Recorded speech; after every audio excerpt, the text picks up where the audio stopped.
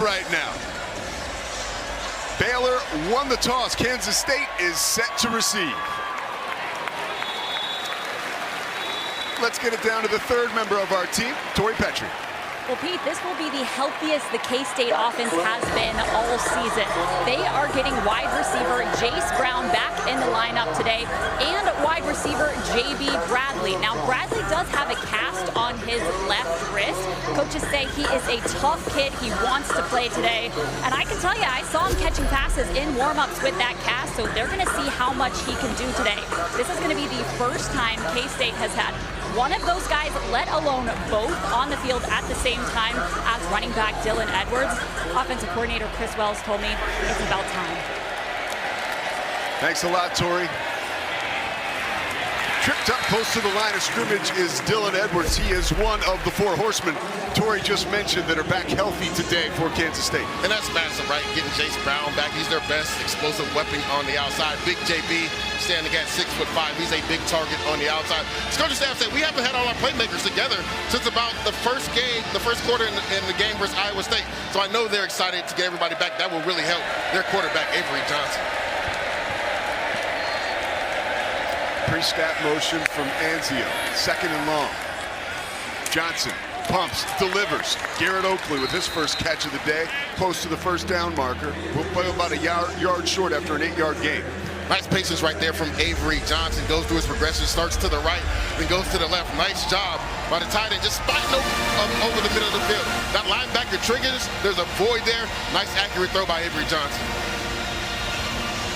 So you see Avery Johnson. To the bottom of your screen is Jace Brown, blanketed right now by number 27, Tevin Williams. Edwards again, slices towards daylight. He's met by Williams after a first down. It's a nice, tough physical run. Dylan Edwards isn't the biggest guy, right? He's 5'9", 175 pounds. He can run in between the tackles as well. He does a nice job on that power play. Just getting north and south and picking up that first down. You know, those numbers we see right now for Avery Johnson last week, you could almost attribute them to Dylan Edwards being back against UCF. Avery Johnson was playing fast and free, and that's how he needs to be. Offensive coordinator Matt Wells talked about it. Getting Dylan Edwards in there opened up the offense, and it made Avery Johnson be a little bit more decisive. Not just throwing the ball, but running it as well. Joe Jackson in the game as a running back. Maybe lost two.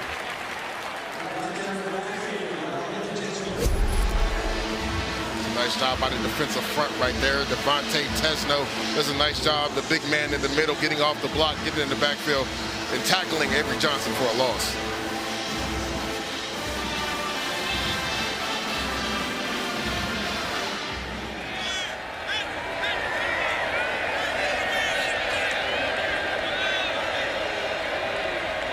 Empty backfield. Second and long once again for the Wildcats. Johnson floats it. Joe Jackson with the catch. Close to a first down. It's his birthday today. So there you go. His first present is a 13-yard reception thanks to Avery Johnson. Nice play design right there by Matt Wells. They go empty. They bring Joe Jackson out of the backfield to the right. They push the two receivers up to the right. He comes underneath one-on-one. The linebacker gets out leveraged and gets an explosive catch and run. Jackson will stay in the football game. Johnson hands to him again. He finds the crease, breaks into the secondary. Redding throws him down, but not before another Kansas State first down, 11 yards.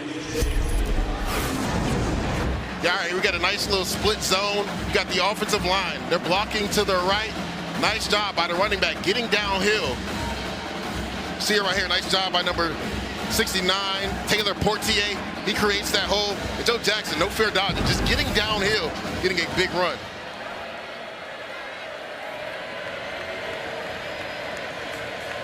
Five wide, first and 10.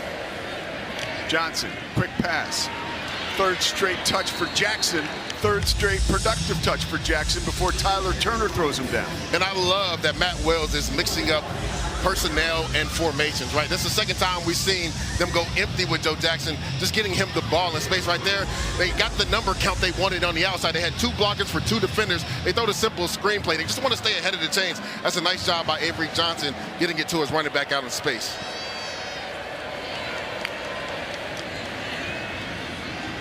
Jackson again, surging ahead. Gang tackled at the 36-yard line. Tyler Turner again in on it. And if you're offensive coordinator Matt Wells and head coach Chris Kleiman, run is up right here, right? Because you're in plus territory. You're in that no man's land in regards to potentially kicking a field goal. Luis Rodriguez has been really good. He's hit a 51-yarder already this year. But I would not be surprised this is a scenario where they have 2 plays to get the first down. So run could be up depending on what the Baylor Bears come out and their look on defense. Just 1 play so far on this drive for Dylan Edwards. Empty backfield once again on a critical 3rd down. Johnson wings it to Oakley.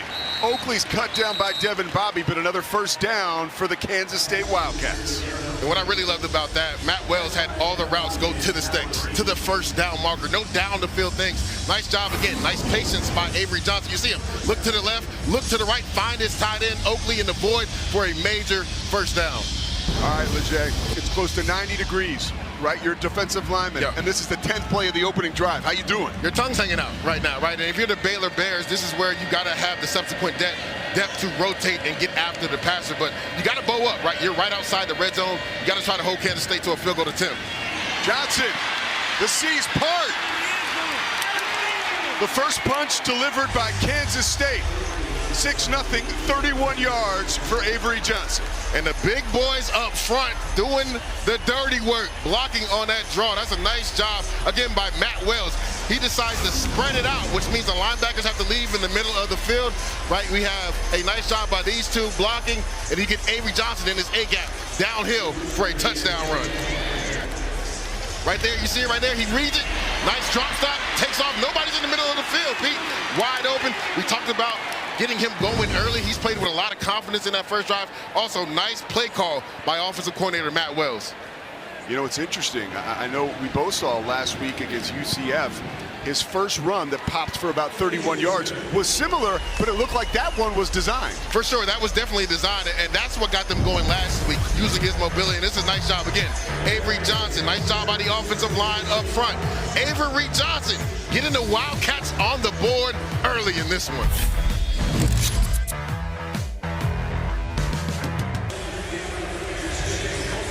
Jaden Porter and Cole Wilson back deep for Baylor.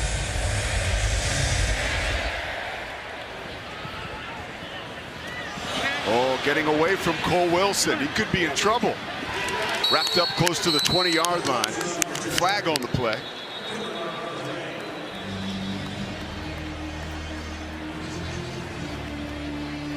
And there is Sawyer Robertson.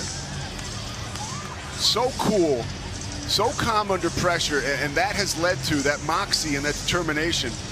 Being one of the best quarterbacks in the country, leads the country in yards, leads the country in passing touchdowns. This is a guy that everybody in the country should be talking about. Without a doubt, Pete. We talked about in the intro his poise in the pocket, his ability to go through progressions.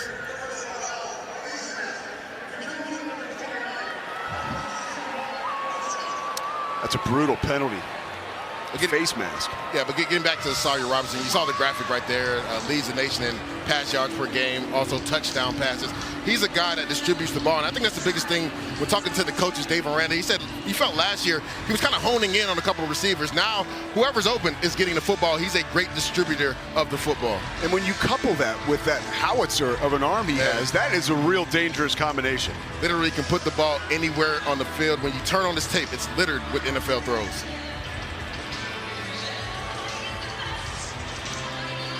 So the field position for Baylor to start their first drive is less than desirable. We'll call it the 11-yard line. Officials still talking it over.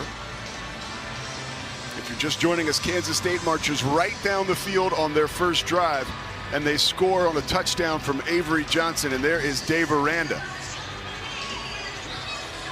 Cannot love the start for his defense, but that's the way it's been so far for Baylor. Yeah, they've really struggled on that side of the ball. They've never put a complete game together. Either play one good half and not so good a first half. And you know he doesn't like how they started off this game so far on defense. Motion. Here's Bryson Washington dragging tacklers with him across the 15. That's his MO.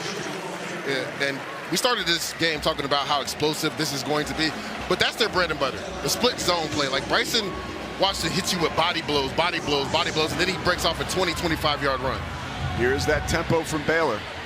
Ranked 5th in the country for amount of seconds in between plays, just over 22. Josh Cameron, his first catch, drags tacklers with him to the 30-yard line, 14-yard gain. Nice read by Sawyer Robinson right there, RPO. He can give the ball to Washington on a zone play, but he sees that Josh Cameron has off coverage. Throws a quick stick route to him. It goes for 14 yards.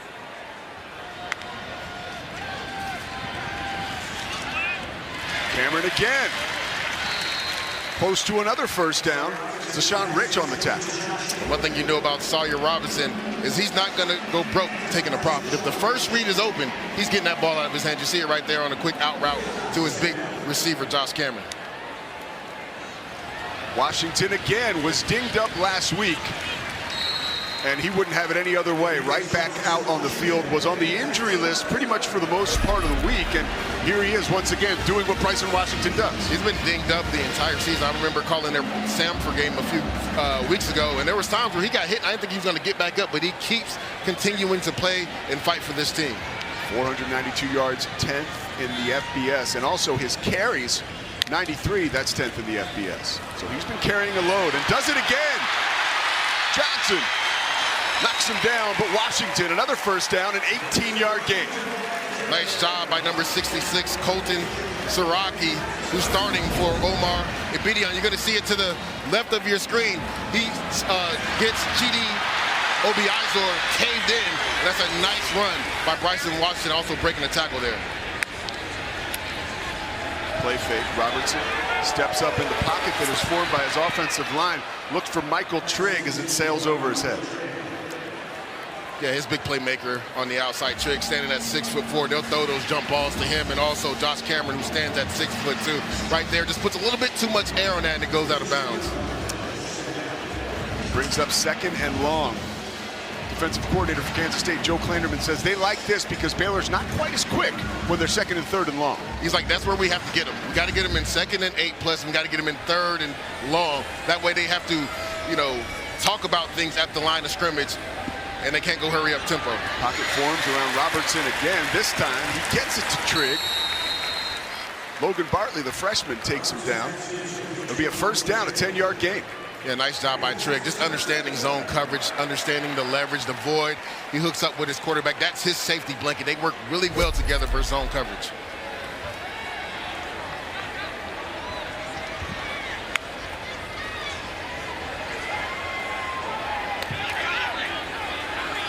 Robertson checks the play.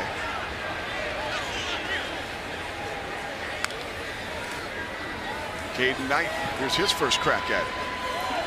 Running to daylight. More positive yardage for Baylor. Travis Bates on the stop. Yeah, that's a nice job by the Kansas State Wildcat defense. Everybody doing their job. Simple split zone. Caden Knight has been known to bounce things out, but they had leverage right there, right? They did not let him get to the outside. He had to cut back inside, and everybody came to the party to tackle him for a small gain. See Robertson and Caden Knight once again in the backfield. Under pressure, Ashton Hawkins. Hawkins escapes a few tacklers, takes it down to the 16-yard line. There's a flag on the play. Check that, player is down after a 12-yard gain. I mean, what a move by Ashton Hawkins. Watch this, step in, step out. Has two defenders run into each other. It's a nice job also by Sawyer Robinson going through his progressions. He started off right, then he finds Hawkins coming across on that drag route. But yeah, like you said, Pete, somebody's down right now. So Justice Clemens knocked right into Amarian Fortenberry, a little friendly fire. And we've got Clemens down. We will update you on the injury when we come back. Robertson, 4 of 5, 45 yards. This guy's looking pretty good. Playing efficient football, both quarterbacks being very decisive, knowing exactly where to go with the football. Bryson Washington back in the game. Motion from Josh Cameron already with 2 catches today on this drive, 10th play of the drive. Washington's so good at using his blockers and just moving forward, but stacked up there for a short gain. And this is the big thing that Coach Clanderman, the defensive coordinator for Kansas State, talked about, right? We got to get guys to the ball in bunches because Bryson Washington, who seems like he's down right now, which is unfortunate for the Baylor offense, that he runs so extremely hard that he usually makes the first guy miss. But the biggest concern right now is Bryson Washington being down on the ground.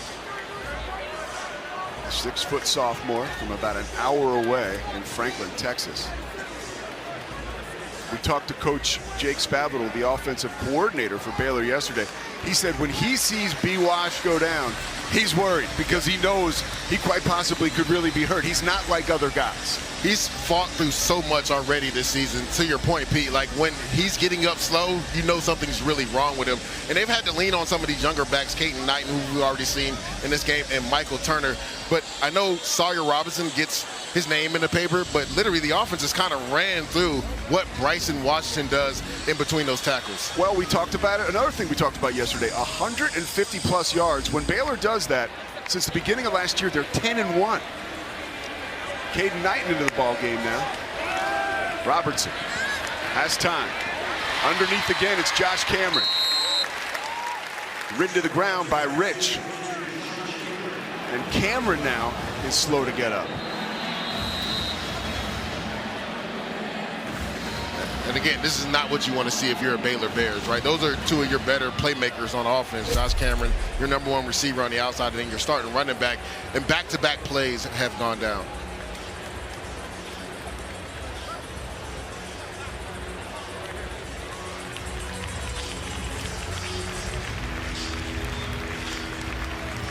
Third catch of the drive for Josh Cameron. Let's take a look.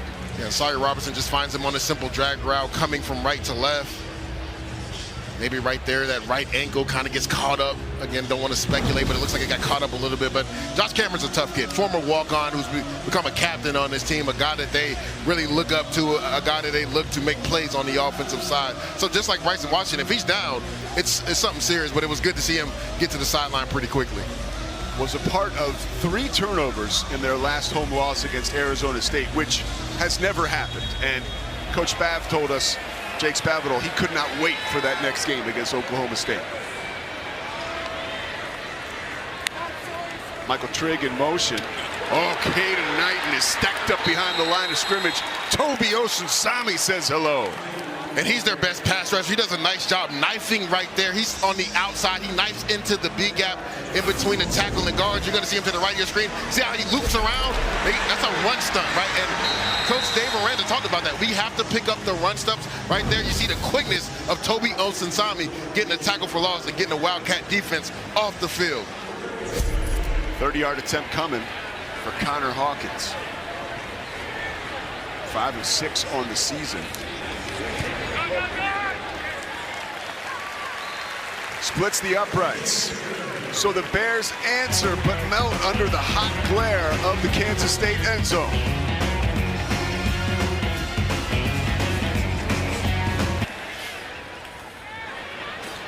Ellison takes it deep in the end zone, takes it out of the end zone, crosses the 20, and is knocked out of bounds at the 30.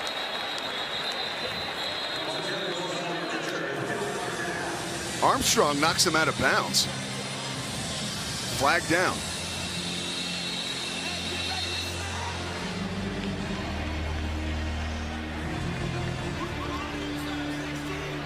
Another opportunity to hear from referee Kevin Moore. During the return, illegal block in the back.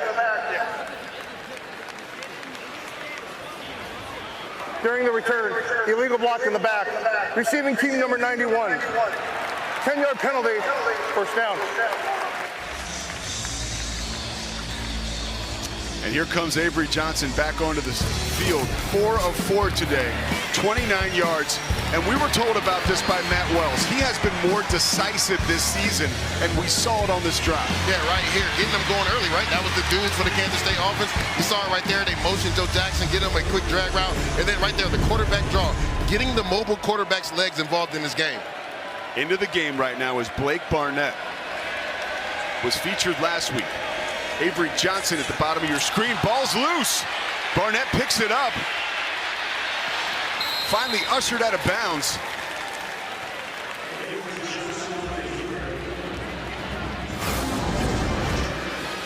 And Pete, right here at the mesh point, right? He's trying to pull that ball as the speed sweep's coming. Him and the receiver are not on the same page.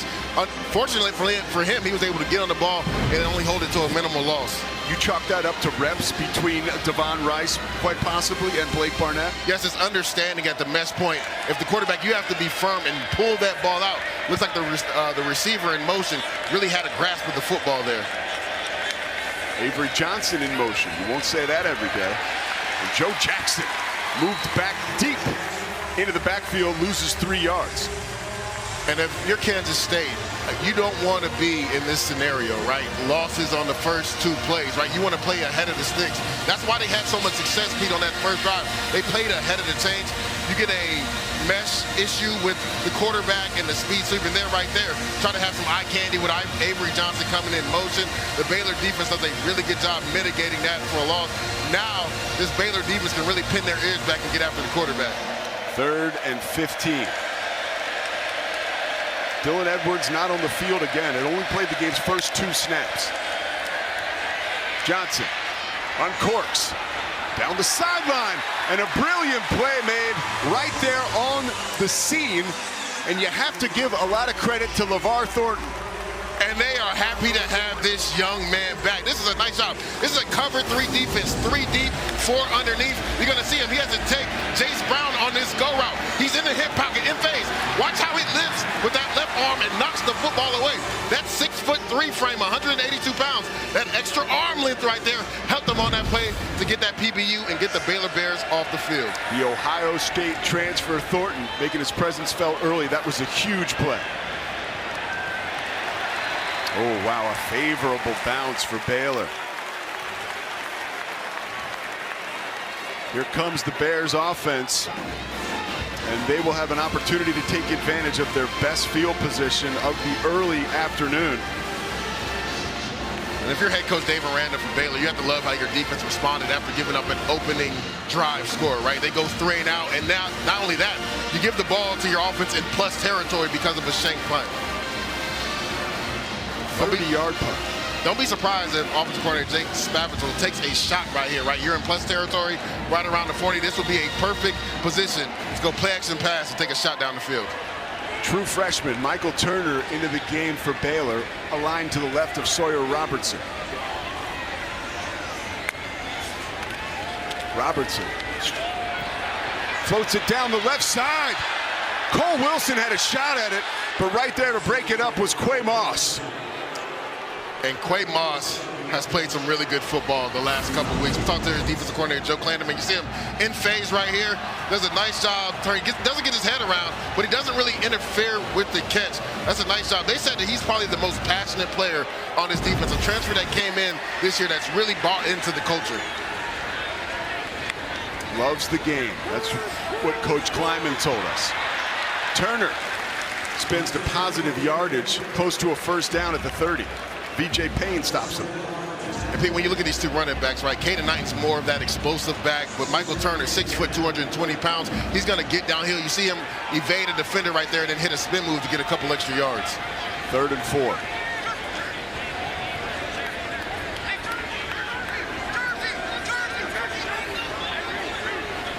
Austin Romaine, the anchor of that defense, barking out signals to his cohorts. Cameron grabs it, shoestring catch, looks like for now. Officials say he did catch it. Baylor in the red zone. I mean, Pete, that's a heck of a hands catch because that ball was low in the way. That was a nice throw by Sawyer. He knew the leverage was inside to throw it outside, but it was so low. I mean, if he plucked that off the ground, what a hands catch by Josh Cameron. He literally plucked that off the ground. Yeah, so even better news for Baylor fans, he's okay. Yes, he's back in the game. Robertson could make a sandwich. Oh, decides to dine out with Michael Turner, who was knocked down by Moss. And right there, Sawyer Robinson missed Josh Cameron on the post route for a touchdown. He did a nice job of, you're going to see it right here. Josh Cameron's going to run this post. He's trying to hold this safety. Once he comes down, he's wide open. Let it go. He gets off of it, throws it to the check down. A nice job out of the Wildcats rallying right there. And we appreciate that we don't even have to see your real handwriting there. Robertson. Wilson almost intercepted. It was intercepted. Daniel Cobbs comes through in the clutch. Rolling on the field was an interception. First down, Kansas State. No, has responded. Up 7-3 as we start the second quarter with a 2nd and 1. Joe Jackson again. Burrows into the line of scrimmage, takes it across the 15. LeVar Thornton in on the tackle. First down. And Joe, we talked about it. We haven't seen Dylan Edwards in a while, but the thing about Joe Jackson, again, 6 foot, 212 pounds, he's going to get downhill in a hurry. And if you're head coach Chris Klieman, you kind of like that, right? Because you want to be the tougher team. You're going to be able to establish dominance in the trenches with Joe Jackson running north and south. Blake Barnett back into the football game. Avery Johnson stays in. He has not left the field one time this season when Barnett has come in. Here he is in motion. Barnett fakes to him. He invites contact. Coach Matt Wells told us, and we saw it there. Tackled by Jacob Redding. And that's a nice fill right there by Jacob Redding, the former walk-on, who's really worked his way up the depth chart and become one of the better defensive players on this team. He talked about it. We actually sat down and talked about that with him, about the Baylor defense, understanding their leverage, understanding being disciplined, doing your job. Right there, he does a good job getting down and hitting Blake Barnett for a small gain. Dylan Edwards now back into the football game.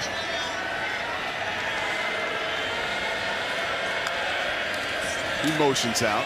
And Johnson locks in on Ancio, who had a touchdown last week, thrown out of bounds after a short game. I like that throw from Avery Johnson. You just want to cut 3rd down in half, right? You just want to get 4 or 5 yards there, make it a manageable 3rd down, because they've had a lot of success on some of these quick routes going to the sticks on 3rd down. 3rd and 6. As of right now, the backfield is empty. 2 for 3 on 3rd down this afternoon for the Wildcats. Jackson joins Johnson back there. Coming up to make a nice play is Thornton Jr. again, close to a 1st down, but didn't get it. And I love that from Dave Aranda, because they show man coverage. Once Joe Jackson goes into the backfield, you see number 45, Kylan Reed. He comes back. That lets you know it's man coverage, but it isn't man coverage. It's cover 2, and right there, that was a cloud cover corner. LeVar Thornton does a nice job selling man coverage, coming downhill in the flat and making that play to get the Baylor Bears defense off the field. Thornton with 3 tackles and that huge pass breakup. Josh Cameron is deep. Oh, and another undesirable punt for Kansas State. Simon McClanahan has been phenomenal all year long, but today, less than desirable. A 34-yard punt follows his first one, which was 30.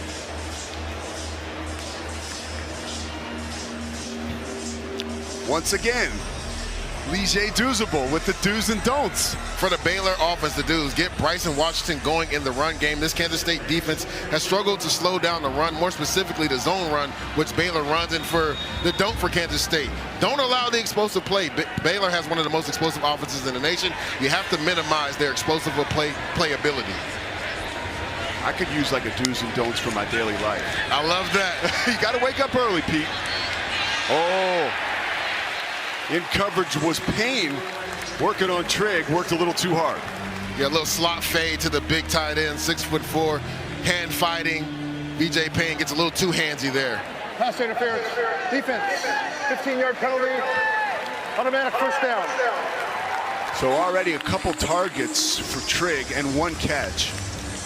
And he's so physically imposing that he can just go up and essentially dunk on smaller defenders. And you see right there, BJ Payne is giving up about 1 or 2 inches and about 20 pounds. He's trying to hand fight him. And nice job by Trigg working back to the ball to create that PI. Here's Bryson Washington, a good sign for Baylor fans, seeing him back in the game and getting a carry, but is knocked down to the ground by Thomas. It's a nice physical tackle by Thomas, coming down from the safety position right there.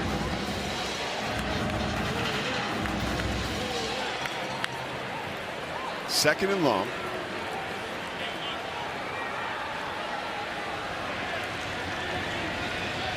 Robertson coming off a drive where he had a rough go at it. Was off cue a couple times, including his interception to Cobbs. Here he is running out of trouble. People have wanted to see him do more of this season. And Pete, I'm so glad you brought that up because I've been wanting him to do it more. He has mobility. He had a zone run touchdown versus Oklahoma State. Nice job by Kansas State and defense. Nobody's open. They give up contain on the edge. Watch him get to the edge and pick up a lot of yards to make this a manageable third down. And Pete, this is where they like to run the football as well. Plus 50, they can get 3 or 4 yards here or 3 yards. They'll go for it on 4th down. Washington catching bodies. Spinning out of traffic, loses the football. Payne hopped on it, and eventually Newsome grabbed it. What do the officials say? Kansas State football. Rolling on the field was a fumble recovered by Kansas State. 1st down. What a job by this Kansas State defense. You get an explosive run from Bryson Washington, but he puts the ball on the ground. You're going to see your 3rd and 4, split zone, breaks one tackle, breaks another. Nice job ripping the football away right there. I believe that's number 3, Maldonado. Big turnover for this Kansas State Wildcat defense.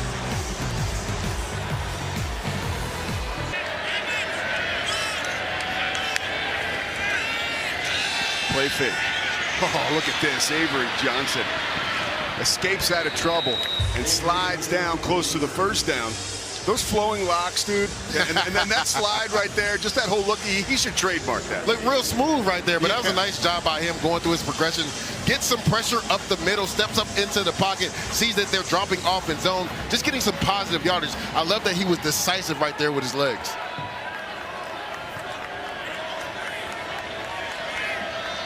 Here's Edwards in motion. Has been quiet today after a 166-yard outburst on the ground last week against UCF. Johnson works to get him involved, but he's cut down behind the line of scrimmage by Simpkins. It's a nice job by Williford right there, number 18, Caldre, who's played a lot more with the injury to LeVar Thornton. Now that Thornton's back, they're able to play both of those guys. He does a nice job on that screenplay, beating the block to the outside and getting Dylan Edwards down for a loss. And we talked about it during the break. You mentioned it to me. Hey, it's ironic. Baylor's defense has been playing well today. Yeah, and the thing is, Dave Aranda told us he wants to make Avery Johnson throw in man coverage, tight windows throws. He's had a lot of success with zone. Let's see if they go some man here. Oakley stacked up. This time it is Simpkins. That's a nice job by the nickel corner. He plays the nickel slot position. Again, they try to switch release. He gets outside of that receiver and gets the tight end down before he can pick up the 1st down. That's similar plays that Kansas State ran on back-to-back 3rd down that Baylor was ready for in zone coverage, and they get off the field. Josh Cameron back deep to return another punt. McLennan, wow, that was almost blocked. Cameron calls for the fair catch and grabs it. Amarian Winston almost got a finger on that. Officially, it's a 43-yard punt. The banks of the Brazos River on a beautiful day here. Big 12. Robertson on the previous drive throws his 4th interception of the year. Sawyer Robertson with a predetermined throw, kind of gets confused by the coverage of Kansas State, throws up an interception. You talked about it, Bryson Washington, as hard as he runs, he rarely fumbles the ball. So let's see if this Baylor offense can get going, because they have been one of the more explosive offenses in football, but they've struggled today. Robertson, play manufactured for Trigg, and why not? 1st down. Pushed out of bounds by Wesley Fair. And I love that call by Coach Spav, right? Just get an easy throw for your quarterback, get his confidence back up. Why not go to your big tight end on the outside, who's one of their better playmakers? 3rd catch of the afternoon for Trigg. Bryson Washington spinning out of trouble after the fumble, no problem, 14 yards. It's a nice job by the left side of the offensive line. Ryan Lingel and also Sidney Fugar, 62 and 69, do a nice job working to the next level. Nice physical run by Bryson Washington. And a nice tackle by Moss, really, to get him down, because if he broke free from that, it could have gotten ugly. True freshman Cade Knighton in the backfield. Play fake to him. Robertson under trouble, somehow escapes. Whips it to Knighton. that Houdini act from Sawyer Robertson, 15 yards. I mean, what a play by Sawyer Robertson. You're going to see this pressure right up the middle. I believe that's Malcolm Alcorn Crowder. He ducks up under that, and then look at it. Eyes are always down the field. All platform throw to Caden Knight. He had one like that versus Oklahoma State last week. That's a nice job by the quarterback, understanding the pressure, ducking up under it, but then keeping your eyes down the field. 9 of 12, 86 yards, and the one miscue. Oh, no miscue there. Touchdown, Kobe Prentice. His 6th of the year. Only 17 catches. All he does is catch touchdowns. And this is a great job by Sawyer Robinson, right? Looking off the safety and then throwing a dot down the seam to his receiver, Kobe Prentice. You're going to see it right here. He's going to run this downhill. You're going to get Josh Cameron coming out here, and he splits the two guys and hits them down the middle. You're going to see the safety rotate over. It's a nice job. See how he looks left, buys the safety, and then splits the linebacker and safety for a touchdown. I mean, nice job manipulating the defense, looking to the left because he knew he wanted to go back right. Joe Klinderman, you have seen this before, by the way. Kansas State's defensive coordinator in 2022 in the Sugar Bowl. Prentice had a 47-yard touchdown for Alabama against Kansas State. All he does. First touchdown drive of the day gives him a 10-7 lead. And Sawyer Robinson was big on that drive, understanding how to manipulate the defense, find his receiver, Kobe Prentice, for a big-time touchdown. We were wondering when this offense would start getting going. They got going on that last drive. Elston grabs it off a hop. Been a long day for him returning kicks. Let's get it down to the third member of our team, Tori Petrie. Well, guys, running back Dylan Edwards has been frustrated down here on the sidelines. They haven't had him playing every offensive snap, but he did get in for 2 plays on that last drive, and they weren't able to convert. His childhood friend and teammate kind of took him by the helmet. Avery Johnson did to encourage him a little bit, but still Edwards came down to the sideline and kind of shoved his helmet into the ground in frustration, unhappy about what he could make of the opportunities he has gotten. That's great intel, Tori. Thanks a lot. Close to the line of scrimmage. Baylor's front getting the job done. And I'm so glad you brought that up, Pete, because they've played really good football. Devontae Tesno does a really good job. Again, getting off the block. That's the second time he's gotten in the backfield and stopped Dylan Edwards before he could get his momentum going. But to Tori's point, right, he's your best playmaker on offense. They got to find ways to get the ball to him in space and on the perimeter. He's split out right now. 3 rushes for 4 yards. On Kansas State's first drive, they had 5 first downs, excuse me. The last 3 drives, just 1. Johnson trying to change that. Tesno says, no, you will not. Not right now, at least. And he got up hype. He's taken over this drive. First play, disengages from the block, gets a tackle for no gain, and then right there, they have a pass rush game. We call that a text. The tackle goes up the field, then the end comes around. He beats the tackle's block, gets in Avery Johnson's face. And again, if you're Kansas State, you don't want to live in 3rd and 10. They've had success. The one drive they had success was when they were able to stay in 3rd and manageable. We've seen this defensive line for Baylor start to create some pressure. Yeah, K-State 0 for their last 3 third downs. 2-5 on the day. Johnson escapes it. Jerron Tibbs, his first catch of the day is a huge one. Pete, what a play by Avery Johnson. Dave Aranda sends the house. They go man coverage on the outside. You see, that's a cross dog blitz. The 2 linebackers cross. He makes them both come up the field because nobody was there. He had nothing but space, but he keeps his eyes down the field and finds Jerron Tibbs for a big first down. Edwards back in the game. Big time props to Tibbs. With Bradley and Brown battling injuries all season long, he has emerged as the lighthouse. Jackson and Edwards both into the game in the backfield. Edwards getting a little help from Jackson. Scoots over the 35, stacked up.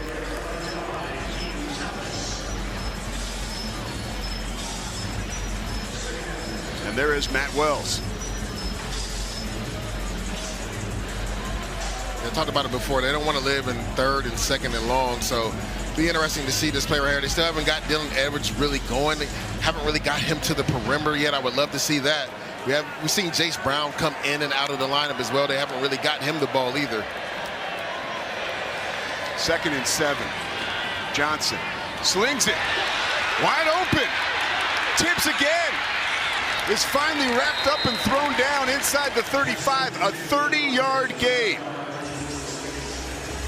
What a throw by Avery Johnson. This is a nice play design by Matt Wells. You got a wheel route from Dylan Edwards. Watch how he splits the linebacker in safety right there to Tibbs, who's really stepped up since Jace Brown has been banged up this year. Short game for Edwards. Now, you're the expert, but I did notice there, is that the zone coverage that Avery Johnson does so well against? Exactly. So Dave Aranda talked about it. He wanted to play a little bit more man coverage and also disguise and give him different looks, because Avery Johnson has played really well for zone coverage, know exactly where to go with the football.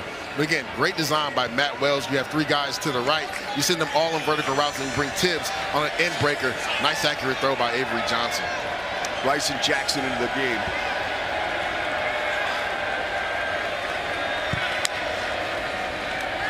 Johnson faces pressure. Looked like that was designed, but broke down. Garrett Oakley was intended. So they had 2 options on that play, right? He could throw to the flat to Garrett Oakley, but they also had the throwback screen to Joe Jackson, but Baylor does a really good job sniffing it out. Keaton Thomas on the scene. 4:32 left before halftime. Another critical 3rd down coming up for Kansas State. We saw Dave Aranda bring pressure on that last 3rd down. Avery Johnson used his legs. Let's see what he does right here, because the Baylor defensive line has done a really good job being able to create some pressure just with a 4-man rush. Here's Blake Barnett now, aligned next to the starting quarterback and superstar Avery Johnson. Johnson sends him packing. Ooh, dangerous pass. Was intended for Cook. Oh, that was a defensive lineman's dream. They go 3-man rush. They drop number 59, Devontae Tesno, right over the middle of the field, and he has his head in the right spot. He just isn't able to squeeze the football. You can see it right in the middle. Watch number 59. He drops to the right to his zone coverage, and he just barely misses it. You had a chance there, big fella, for a big interception, but that's a nice job by Tesno in zone coverage, getting to his landmark. 49-yarder coming from Luis Rodriguez. Perfect on the season. Didn't really join the team till July 4th. And he remains perfect. A great story, a last-minute recruit, in addition to this team over the course of the summer, and he's delivered. Pete, ice in his veins. And it's funny, we were talking to Coach Kyman. You said it, he didn't get to campus until late July, right? So he didn't know a lot of these guys, and he's been one of their best weapons this entire season. You talked about it. He has yet to miss a field goal kick. So that was a big-time kick right there to tie this thing up. Big-time drive for Matt Wells and Kansas State.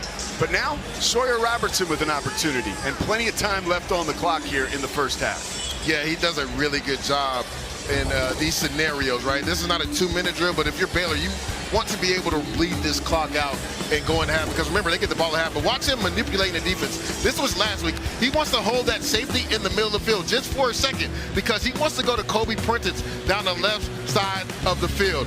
He holds him with a quick glance to the right. Watch the go route to the left, and then the accuracy, Pete. Oh, my goodness. Puts it out there in front when only Kobe Prentice can do that. He did it today, right? Manipulating the defense. He wants to hold this safety in the middle of the field.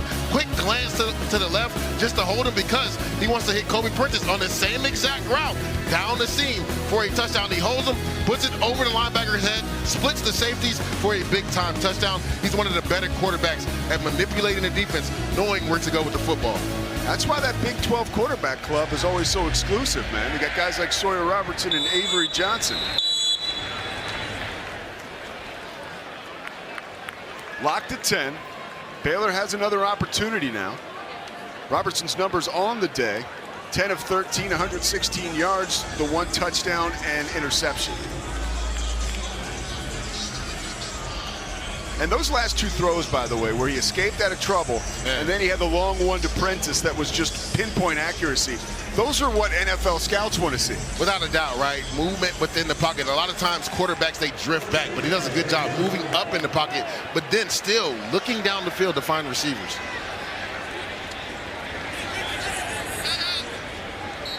Freshman Michael Turner in the game. A whistle. Flag is dropped. False start. Offense number 72. 5-yard penalty. First down.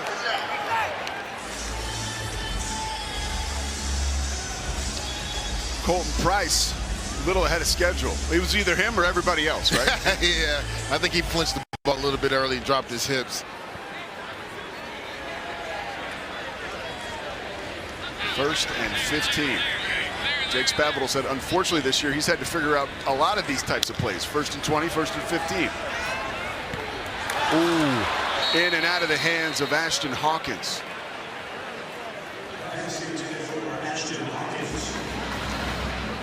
And he wouldn't have gotten much yardage there either. Anyway, Donovan McIntosh does a really good job in man coverage. They go switch release, so they bring Cole Wilson on a go route, and underneath they bring a drag route by Hawkins, but he isn't able to come away with the catch.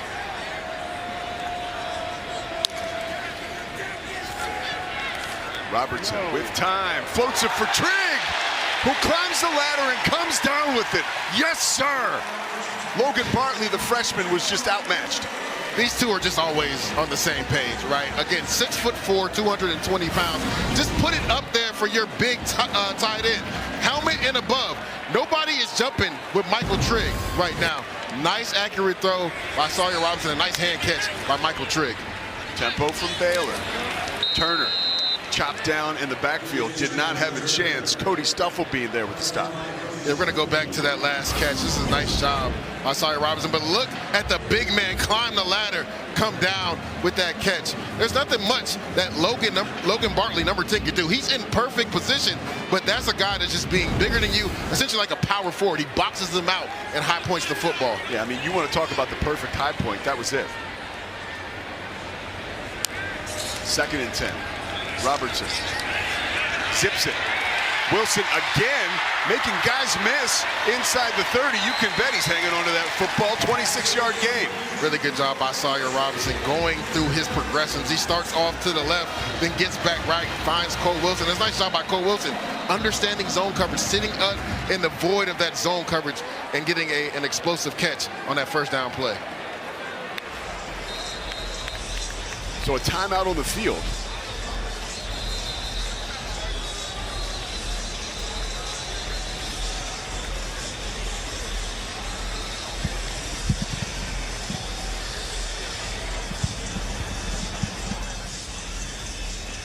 Welcome into the booth here at beautiful McLean Stadium. Pete Souza alongside the 10-year NFL veteran here, Leger Douzable. What have you seen so far from Baylor this afternoon, their offense? Yeah, well, first they had some struggles turning the football over, but this is what we're accustomed to seeing from this Baylor offense. Throwing in time and Sawyer Robinson manipulating the defense and throwing the ball down the field.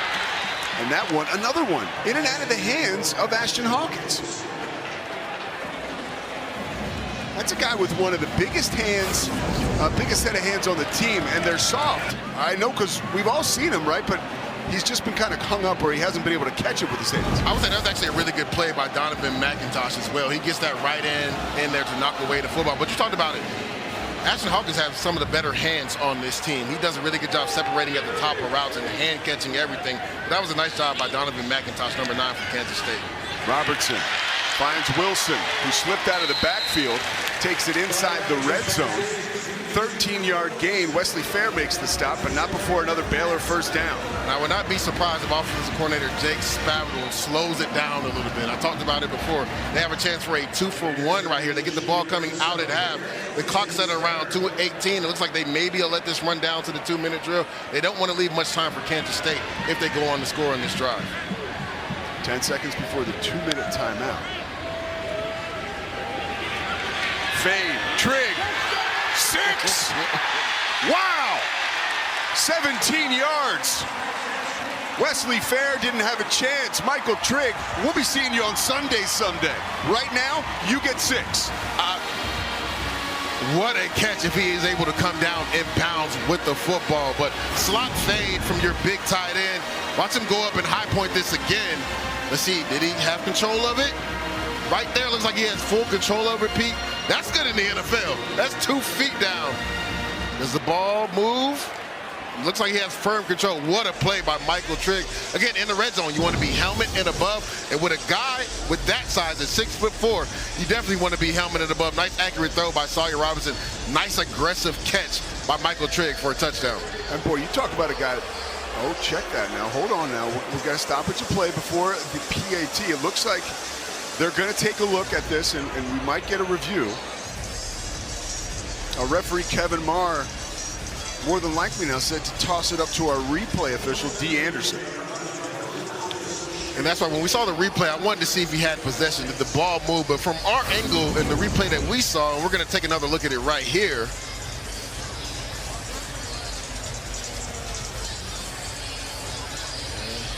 And it's hard to tell from this angle if the ball is moving. But we see that foot inbounds right there. Let's see from this angle. Beautiful work by our ESPN crew. Right there, doesn't have possession yet. Whoa, so that's going to be the determining factor. Does he get another foot down? It'll be where they thought he had possession of the football. This is going to be close. They did call it a touchdown on the field, and I would not be surprised if they used the language upheld because they called it a touchdown on the field. And that's the determining factor, right? Did he have firm possession with that right foot down? All right, Pete, let's play a game. What are you saying? I'm going to say there's not enough evidence to overturn it. I'm going to say it's upheld. I'm going to tell you what I think. There's not enough evidence to overturn it, but you know the rules are the rules. Is he juggling it, right? Correct. Like, could they catch us here on? You know, you and I call that. It's like the Des Bryant. That's a catch. That's a catch any day of the week. Yeah.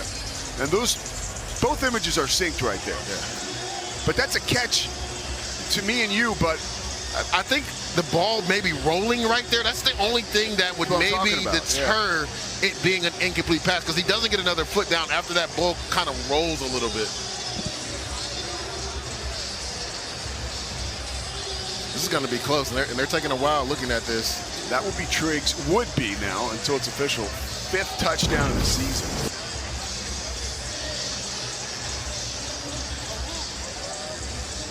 And as it stands right now, he's got 4 catches for 62 yards and a touchdown, but more questions than answers right now on the field at McLean Stadium, as high above D. Anderson, the replay official, taking a real good look at this.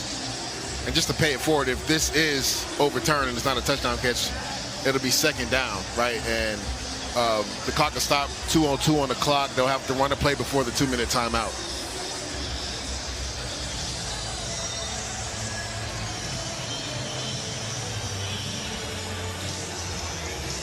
And the longer this takes, Pete, makes you wonder, right? Yeah. I mean, and we know the rule. He's got to have absolute possession. Yeah.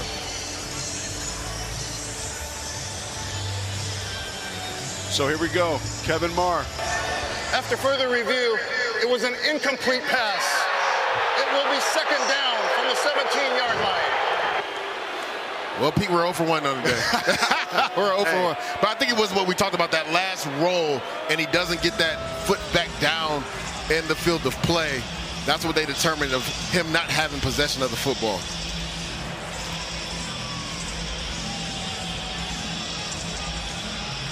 But what an effort right there from Michael Trigg trying to come down with that football. What an effort. Well, folks in Manhattan, Kansas, gotta like that one.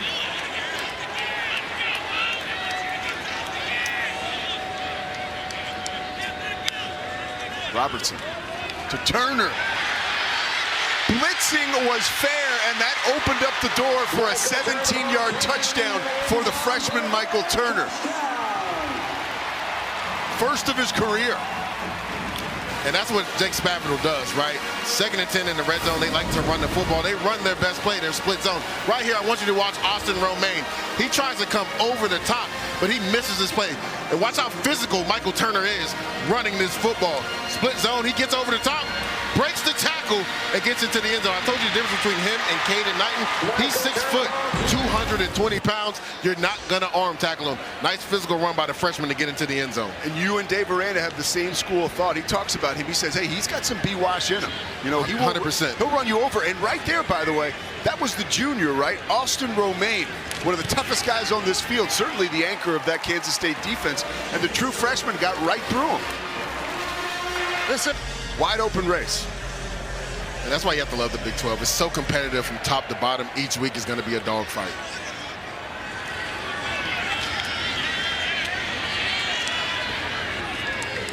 Special teams after Price reveals the kick is knocked down at the 30. Well, Kansas State, like a hot knife through butter on that first drive. 75 yards to a touchdown. Last 4 drives, 79 yards and a field goal. And the issue is first and second down offense. They've been in third and long too often, and they don't have a high success rate when they're in third and long. We saw on that first drive, in zone coverage, Avery Johnson being able to cut people up. We saw him with a big-time throw on that last drive to Jerron Tibbs, but it stalled out with a field goal that they made at the end. Let's see if they can get going right before half, because remember, Baylor gets the ball coming out at half. 1:51 left on the clock. 3 timeouts for Kansas State, and Avery Johnson once again. This was the touchdown play. And Dave Aranda had the perfect play. We call this a text game between the defensive tackle in the end. Matthew Fobbs-White, he goes up and under. He just misses Avery Johnson in the hole. That was the perfect play call from Dave Aranda. They just didn't execute on defense. Man, you nailed it. His face said it all. So as the Baylor defense tries to find some rhythm, Johnson will look to keep it going. Oakley again. Driven back, but not before positive yardage, about a 5-yard gain. Still got plenty of time with this Kansas State offense. You have all 3 of your timeouts. You can still use the middle of the field here. Johnson, tell he's playing with confidence. So is Tibbs. Gets out of bounds right at the marker. Side judge has him getting a first down, so the drive continues. And I love the patience right there from Avery Johnson. Like he maybe wanted to take a shot down the field to his tight end, Garrett Oakley, but he goes down to the flat to Jerron Tibbs and picks up a first down.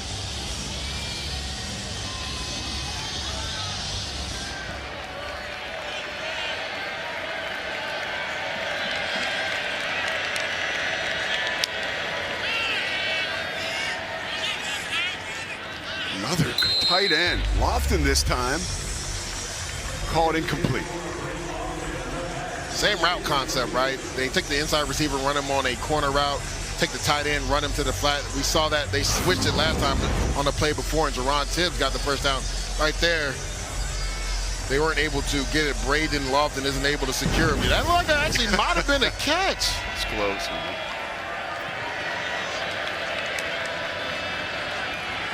Johnson finds Edwards. He finds space. Dragging tacklers with him after he sneaks by a set of them. 13 yards, finally taken down by Jordan. Nice play design by Matt Wells. You get Dylan Edwards on the edge, and then you bring him back in for a tunnel screen. The defense overcommits. That's the first time we've actually seen him get the ball in space, and you saw a positive gain.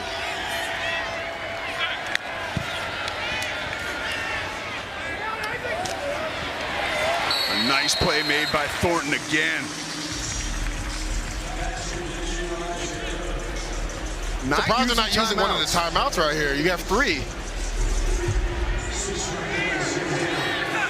Matt Wells does not want Baylor to get the ball back. That seems pretty clear right now, as Lofton does get the catch. Closing in on the red zone. Call that a first down and a timeout for Kansas State. Kansas State calls their first timeout of the half. 30 seconds. And Pete, you're right. I think that was a thinking by head coach Chris Kleiman and also Matt Wells. They don't want Baylor to get the ball back, but hey, you wasted about, I would say, 10 seconds right there that you could potentially need back. You still have 2 timeouts, so again, the middle of the field is entirely open. The playbook is entirely open, but I would have loved to see them burn one of those timeouts after that last completion. Well, we're going to get you to the Big 12 studio halftime report after this short break, but we mentioned earlier the Iowa State score. They are ahead right now. Or excuse me, they're losing to Cincinnati, but there it is. Best teams right now, their chances to make the college football playoff. And I would not be surprised if Cincinnati were to go ahead and pull off the upset, that they would be on this graphic next. Coach Satterfield's done a really good job down there. Let's not forget, they don't have a conference loss yet. Their only loss came to Nebraska week 1.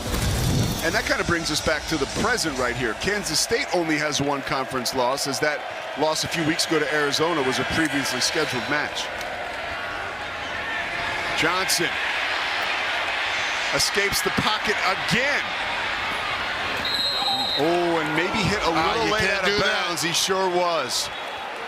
Kylan Reed, who loves contact, they told us yesterday, the coaching staff loved it a little too much there.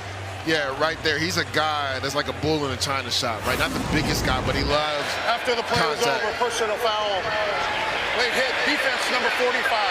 Half the distance to the goal, automatic first down. And you see right there, Tori gets knocked over. That's our own Tori Petrie right there. I mean, of course, knowing her, she bounces right back up on her feet. I love the toughness from Tori right there. Look, she got a smile on her face, bounce right up. But if you're Kylan Reed, you have to understand where you're at on the sideline. Like, those are self-inflicting wounds. Dave Aranda talked about that. He's like, that's actually hurt us in our 2 losses, the self-inflicting wound. And remember, DJ Coleman had that late hit versus Arizona State that led to a game-winning field goal right there. If you're Kylan Reed, you have to pull up on the sideline. Johnson, play fake to Jackson, wide open. Garrett Oakley. 9 career touchdowns for Oakley. 3rd all-time for a Kansas State tight end, his 2nd of the year. Oh, love the eye candy by Matt Wells. He does a good job of sending a player out to the right, which buys the defense. Then you sneak the tight end to the flat right here. You're going to see this guy come out to the right, and you're going to sneak this guy down here. Watch everybody flow this way, right? And the tight end's wide open for a touchdown. See how everybody flowed with the running back? Wide open down the seam. Nice play design by Matt Wells. 9 plays, 72 yards, took just 118.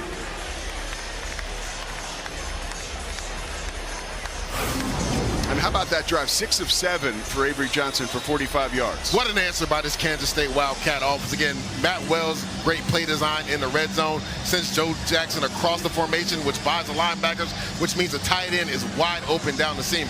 And really love what I saw from Avery Johnson, not only throwing the ball, but using his mobility on that drive as well.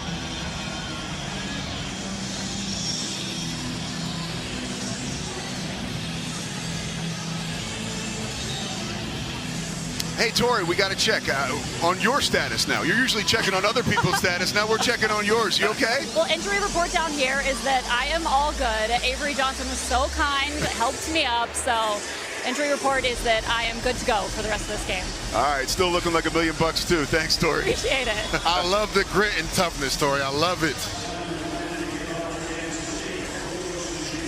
She is an athlete. She's always riding that mountain bike all over the place. So she's familiar with the at-risk behavior.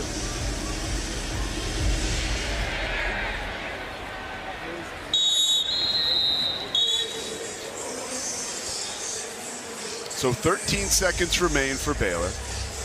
What do you do here? I believe they'll take a knee and go into half. That was a great drive by Kansas State. They didn't leave any play clock, barely on the clock, 13 seconds left. This is an aggressive Baylor offense, but would not be surprised if they run the football here and go into half. Caden Knighton is next to Sawyer Robertson. He had a fumble last week at Washington on the sideline. Fumbled today. Knighton, you can guarantee he'll secure the football here. Wesley Fair throws him to the turf, and that should do it.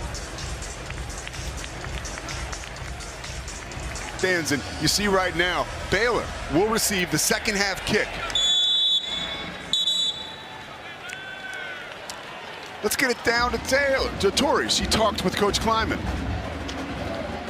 Guys, I talked to Coach Kleiman at the half, and he told me his defense has got to be on the lookout in this half for number 1, Michael Trigg. He said he's a mismatch for us out there, and we've got to watch out for him. On the offense side of the ball, I asked about Dylan Edwards. He said, hey, he's still dealing with a little bit of something out there, so we're keeping an eye on how much he gets in the second half. So let's see if Sawyer Robertson can pick up where he left off. 3 wide receivers to the top of your screen. Robertson. Oh, Washington finally gets a hand on it before he is whacked by Desmond Purnell. And that could be dangerous, right? Tips and overthrows change games. It's a nice job by Sawyer Robinson going through his progressions, like Bryson Washington's coming off to the sideline. He's gimpy a little bit, but he does a nice job going through his progressions and then just checking the ball down to his running back to get a positive gain. Michael Turner in the football game. As we see some waves of changes coming for Kansas State.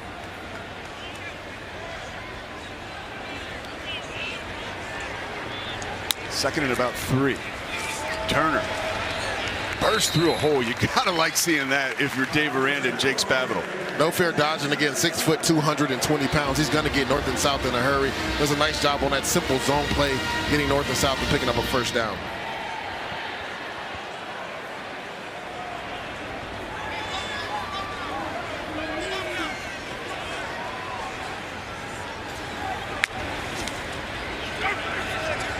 Straight drop, straight over the middle, in and out of the hands of Prentice. Quay Moss was right there. The offensive line for Baylor has done a really good job. Besides that one play where Sawyer Robinson had to duck under a defender, there hasn't been much pressure on him. He's been able to go through his progressions right there. That's his third read in the progression. Kobe Prentice on a dig route, in breaking route, goes off his hands. And we talked about this earlier with offensive coordinator Jake Spavital. If they don't pick up that first down, it's hard for them to really get in that rhythm and have that up-tempo offense.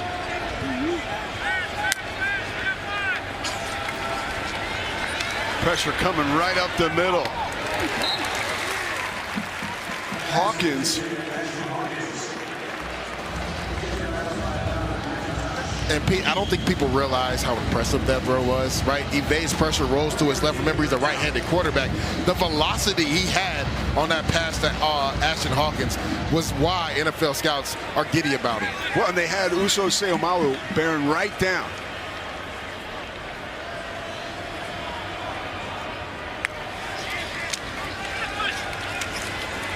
Prentice and Turner both jet out to the right. Robertson tucks it and takes it left for a first down. So he wants to go to Ashton Hawkins again in one-on-one coverage. Nice job by number 9, Donovan McIntosh on the outside. Man coverage, he tucks the ball, gets positive yards. We talked about it. I want to see him do that a little bit more when nobody is open. Play fake to Turner. Pressure coming from the backside. Almost got there. Escapes it and gets it to Cameron. Osunsami was coming hard. And now Osunsami, away from the play in the backfield, is slow to get up. It's good to see him back on his feet. That was a really good rush on the outside. That is Kansas State's best pass rusher in Toby Osunsami. He comes off the edge, and Sawyer Robinson, right before the pressure gets there, is able to throw it to the outside to Josh Cameron. Another great hands catch by him. You're going to see Osunsami right here. He's going to come on the edge. And he almost gets there when Sawyer Robinson's at the back of his drop. He's swiping at the football, but just goes down at the last second. Again, nice job under pressure by Sawyer Robinson getting that to Josh Cameron. It's good to see Osunsami back up and on the sideline. Now, if that happens to a young Lejay Douzable, you looking for a hold there on Sidney Fugar? I don't know if that was a hold. He was trying to bend the edge and just couldn't get downhill. Speaking of downhill, there goes Turner with a full head of steam. A flag comes out of the backfield. We'll sort that out. Holding, offense number 69. 10-yard penalty, second down. I guess Fugar got a little greedy there. And they go G-scheme right here. They pull him, and offensive coordinator Jake Spavital has talked about that, right? He's right here in the middle. He pulled from this way, and right there he gets handsy on Romaine, number 45, the linebacker. That's a nice job by Austin Romaine, trying to get off the block. Right there with that left hand, you got to let him go, right? It's one thing to keep the hands inside, but once he gets outside of your body frame, you got to let him go. Fugar, 6'5", 343 from Waldorf, Maryland. As Austin Romaine comes up and makes the stop on Knight.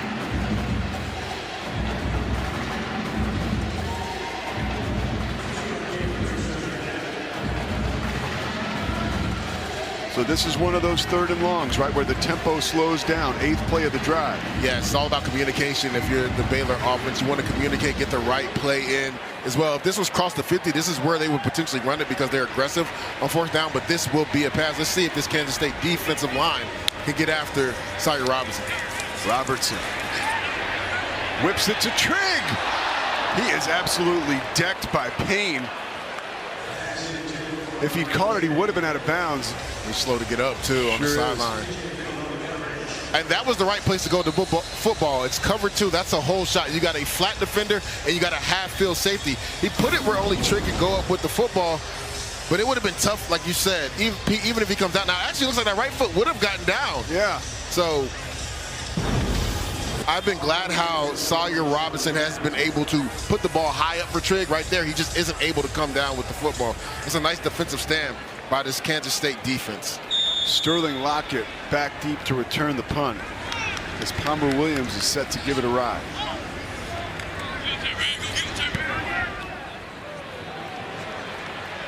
Lockett calls for the fair catch. We'll let it bounce. And guess who? Jacob Redding right there, Johnny on the spot. Sometimes you don't see him 100% of the time on defense because he's on special. Special teams play a 50-yard kick that was down right at the 3-yard line. The last time they were able to get out of the shadow of their own end zone, Joe Jackson ripped off an 8-yard run. There it is. Give him 3 yards this time. Tesno on the stop. Yeah, nice positive gain right there. Again, you're backed up. Don't want to put the ball in harm's way right now. Love the play call on first down. Joe Jackson, again, a bigger back. He's going to get downhill for you.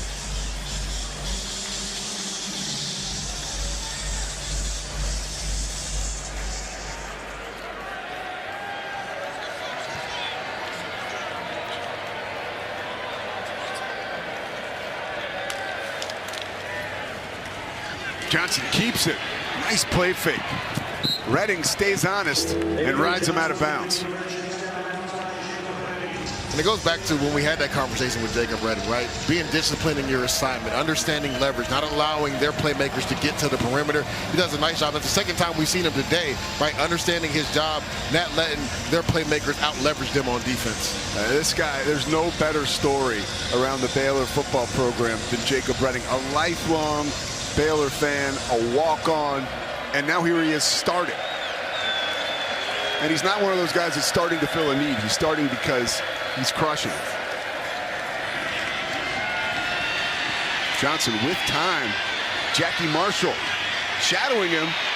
And Johnson cuts back up inside of Marshall and is eventually tracked down right around the 14-yard line. What a play by Avery Johnson. They go mesh concept, so they motion everybody in this condensed formation, and they run 2 crosses. You were talking about that earlier, Pete. Baylor does a really good job passing it off. So he decides to roll out to his left. And again, the defense does a good job not letting him get to the outside, but he cuts it back across the grain and picks up a big first down for this Wildcat offense. Look at that, rushing right there. Avery Johnson and the rest of the team. He's got near 60 yards, and not much happening. Wildcat here. It's Jackson. Direct snap to direct production. Dragging a tackler with him. That was Jacob Redding. He took over the 20-yard line. 8-yard gain. Matt Wells throwing some wrinkles in. Wildcat keeping Avery Johnson in the backfield. Essentially, they're just running a zone play to the left. Nice job by the left side of the offensive line. Number 69, Taylor Portier and John Pastore. They do a good job blocking and getting Joe Jackson that big run. And now we're seeing a little bit of tempo from the Wildcats. Time for Avery Johnson, and there's Tibbs breaking free across the middle. 4th catch of the game for him, that one for 13 yards. 70 yards receiving on the day now for Tibbs. And Jerron Tibbs is just Mr. Reliable. Like, not the fastest guy, but he's a bigger body receiver. He understands leverage, understands zone coverage, and has a real rapport with Avery Johnson, especially with Jace Brown dealing with some ailments. He's a guy that he's really leaned on. Yeah, and he's a winner, too. Won a state title in football and basketball growing up in Indianapolis. All-state basketball player, too.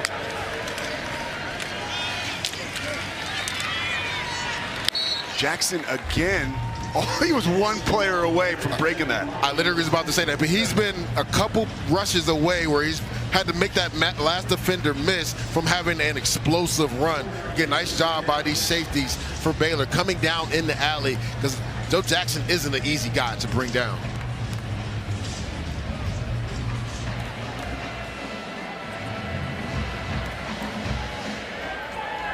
Second and 6. There's Oakley in motion.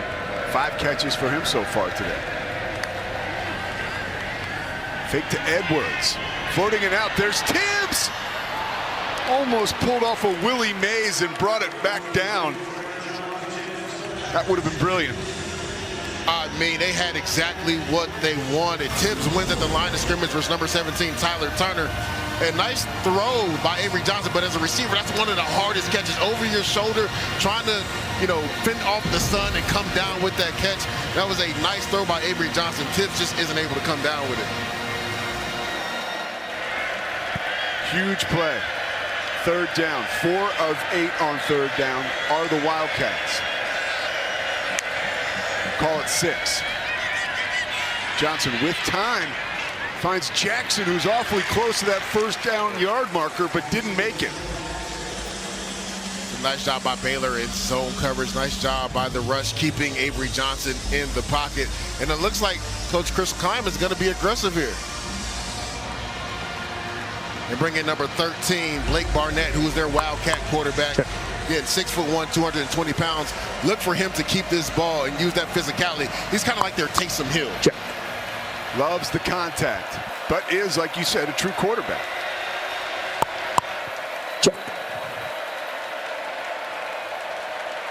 Empty backfield now. Check. 1st down, Wildcats. And I love that wrinkle, right?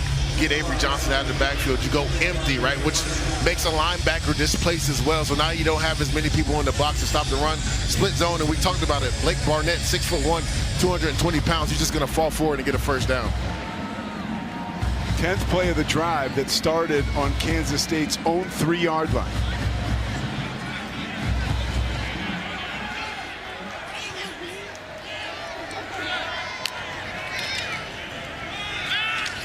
Wow, the fake to Edwards was flawless. But here's Jace Brown, finally unlocked down to the 25-yard line. Bobby makes the stop, 29-yard gain. Brown loses his helmet. And this is a great read by Avery Johnson. You see a little scuffle right there between Jace Brown and the Baylor defender. You're going to see it. He's going to run this slant route. He's reading this linebacker right here, Avery Johnson. As we clear it, this is a run play. It's a counter play. But once that corner triggers, he throws a slant behind him. That's technically a run play, but he's reading that nickel corner. As soon as he triggered, he threw behind him, gets a big completion to Jace Brown. Seeing there in real time the evolution of Avery Johnson. A lot of room. Joe Jackson on his birthday barrels ahead down to the 15-yard line. Bush into the game, making a stop. And we keep talking about it, right? He's one defender away from breaking one to the house for a touchdown. Right there, Baylor loses leverage on the outside. Nice job by the offensive line. Joe Jackson gets out of space. That is a touchdown-saving tackle by number 22, Reggie Bush.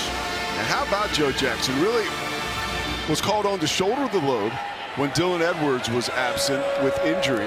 Today, Edwards is playing, but once again, Jackson being featured and taking full advantage on his birthday today.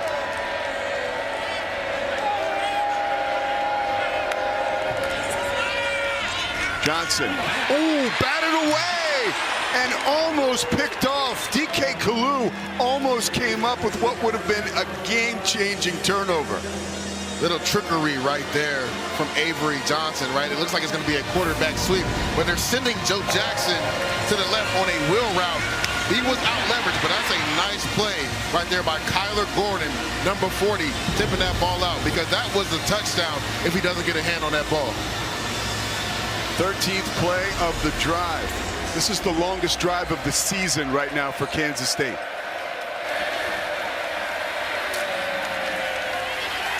Another great fake. Oh, and the only thing between Avery Johnson and the end zone that could stop him was himself.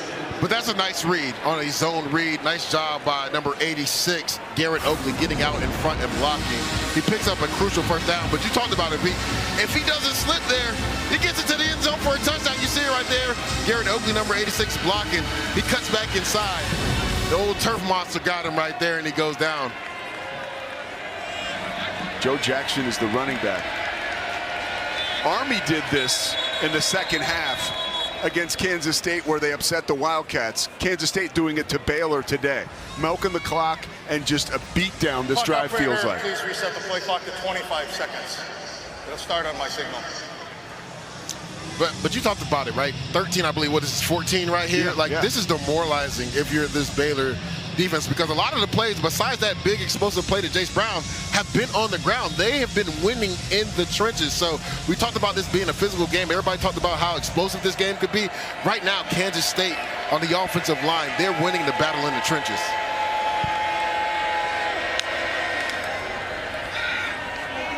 Beautiful throw. Jace Brown with the catch. Hush over the crowd. 12-yard touchdown. I mean, Avery Johnson's in his bag right now. He's reading the coverages. He's understanding when to pull the ball on zone read. Again, another opportunity for a slant route. You got off coverage right here. He's reading this off corner, and once he snaps the ball and he sees that he has that much cushion with his #1 receiver, he pulls it and throws the slant. It puts it right where Jace Brown can catch it and get into the end zone. We've been wondering, where has Jace Brown been? He showed up big on this last drive. 14 plays, 97 yards. Total time of possession on the drive, 6:41.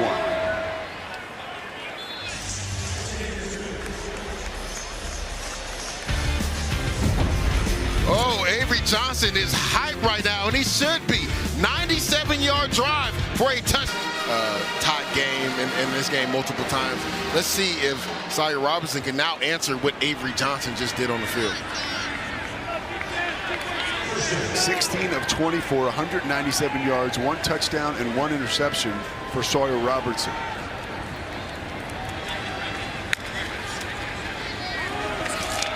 Caden Knighton tries to bounce out to daylight. Wesley Fair chin checks him. Oh, Austin Romaine with one hand throws him down to the ground. Loss of 11. It looks like number 18, Wesley Fair, is down.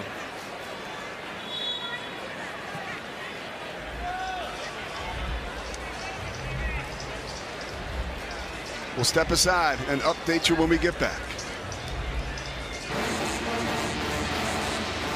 There is Caden Knighton now. He's a track star. Blinding speed, but he could not outrun Austin Romaine. Not at all. And you have to understand if you're Caden Knighton when the play is over, right? Just get north and south. Right here, he tries to bounce it to the right, can't do that. Then reverses field, bounces to left.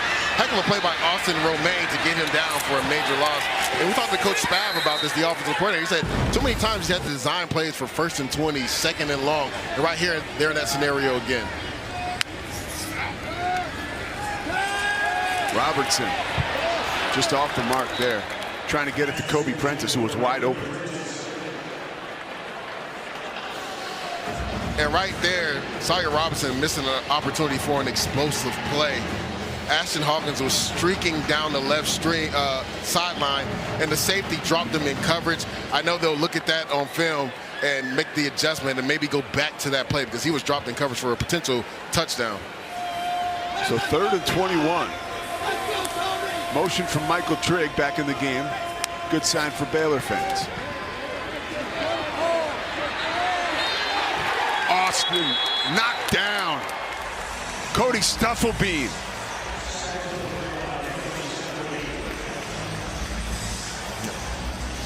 What a play by Cody Stufflebean. But we're going to go to the play before because there was a real missed opportunity. You're going to see Ashton Hawkins. He's going to be wide open right here. The safety right here drops him in coverage. And as we play this, Sawyer Robinson is looking over there. Look, he's wide open down the seam. Wow. And he's trying to go in the middle, gets an incomplete pass, but there's an opportunity for a touchdown right there. But also, nice job on 3rd down. Cody Stufflebean, they run a nice twist game up front. He comes around and gets the sack on Sawyer Robinson to get this Wildcat defense off the field. 3rd sack of the year for Stufflebean, and Lockett is sacked right around the 44-yard line. 41-yard punt, 4-yard return. Let's get it down to Tori. Guys have been keeping an eye on wide receiver Jace Brown down here on the sideline. We know that this is his first game back from that injury, and I've been watching him, and he has not sat down once on this sideline, not on the bench under the shade, despite the heat out here. He's not playing every single snap, but he sure is ready to go in on every single snap they give him.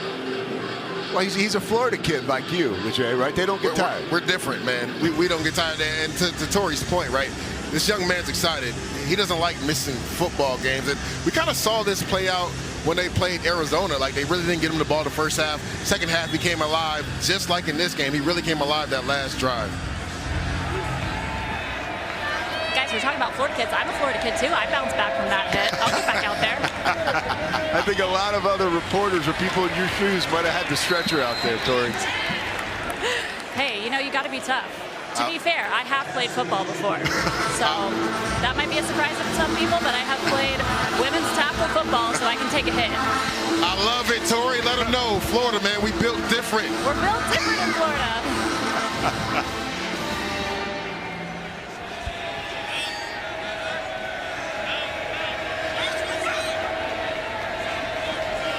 First and 10. Johnson. Tibbs grabs it, but a nice play made by Coleman coming up. Tevin Williams does a nice job on the outside, getting off that block on the screen play. They thought they had the numbers for Kansas State on the outside, but he defeats that block and gets it for a minimal gain. A huge sequence coming up here. Second and long from the 31-yard line. 7-point advantage for Matt Wells and his offense.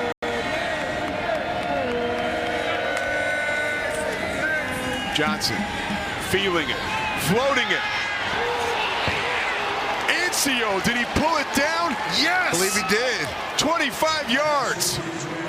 Had a touchdown last week, sort of snuck out of the backfield and scored on a 3-yarder. That one, 25 yards, putting his team in position. And Avery Johnson was hyping he should be. Check my footwork, how he's able to maneuver in the pocket, evade some pressure, put it up high for his tight end, Will Ancio. Nice job, nice physical catch at the catch point because the defensive back was right there. He rips it away from him at the end. What a throw by Avery Johnson. Pistol formation with Edwards behind him. Avery Johnson, 229 passing yards, 23 of 30. He's been lights out. Edwards bounces it, brings it into the end zone. A 5-yard touchdown. And that's what we've been waiting for. We talked about this in the beginning, right? Dylan Edwards wants to get on the perimeter. Nice patience on that G scheme. You pull the left guard and the tight end. Baylor does a bad job losing, contain, and leverage. And they spoke about that the entire week with Dylan Edwards' vision and speed. He bounces it inside, then bounces it out and gets to the end zone. Second rushing touchdown of the season for Edwards, and we saw a carbon copy of that last week against UCF. A play on the goal line that he just bounces out to space, and it seems like nobody's even around him, part because of his vision and part because he's so fast.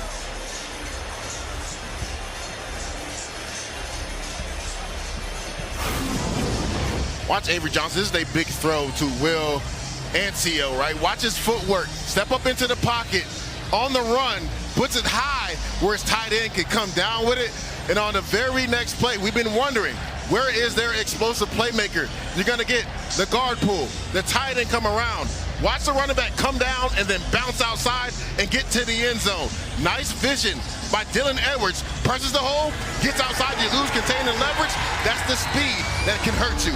What a play by this Wildcat offense, and Dylan Edwards starting to get going in this game. 129 total rushing yards for Kansas State to go with 229 passing yards. They are coming at Baylor from all directions, and the Bears seem overwhelmed right now. And right now, if you're the Baylor offense, right, you're down by 2 scores. The defense has really struggled, the Baylor Bears defense. You have to come out on this next drive and come away with points. Well, and it goes back to that long drive, the 14-play scoring drive that took up 97 yards and almost 7 minutes. Now you look at the clock, and it's like you start playing that game. Yeah, literally, you're down 2 scores, and it's about to be the 4th quarter, and that's why Chris Klein and then also offensive coordinator Matt Wells were talking about having a sustained drive. I spoke about it, Pete. Sometimes your best defense is making sure that the Baylor offense isn't on the field, and they've done a really good job sustaining drives and then finishing those drives with touchdowns and not field goals.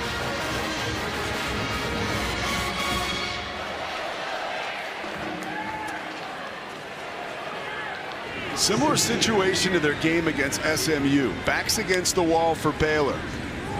Can Sawyer Robertson bail him out? Michael Turner gets a touch close to the 30-yard line. 5 yards on first down. And if you're Baylor, you definitely want to score on this drive, but at worst, you have to have a sustained drive. Your defense has been out there the entire third quarter. They have to be running down as far as their energy. Robertson finds Trigg. 15-yard gain. Quay Moss on the stop. And a nice job. Again, he starts off left to right, finds his tight end, coming across the formation, hits him out in space for a big first down. 4 catches for 45 yards for Michael Trigg. Turner hops and is clocked. And Pete, he didn't even have to jump there. The linebacker fell. If he cuts that back to the right, that's an explosive run, but he decides to hop it again. This is a freshman running back that is getting more playing time because Bryson Washington is banged up. He's actually run the ball really well, but there had an opportunity for an explosive play. Robertson, why not get a playoff? We got some momentum, and we got Ashton Hawkins pulling it down close to a first down, probably about a yard shy. Stop. Play fake for Robertson. Finds Trigg wide open. Look at the big fella snatch it and fall inside the 30-yard line. Rich takes him down.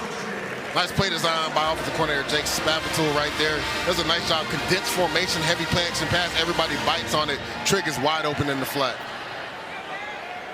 6 catch for Trigg. Bryson Washington into the game.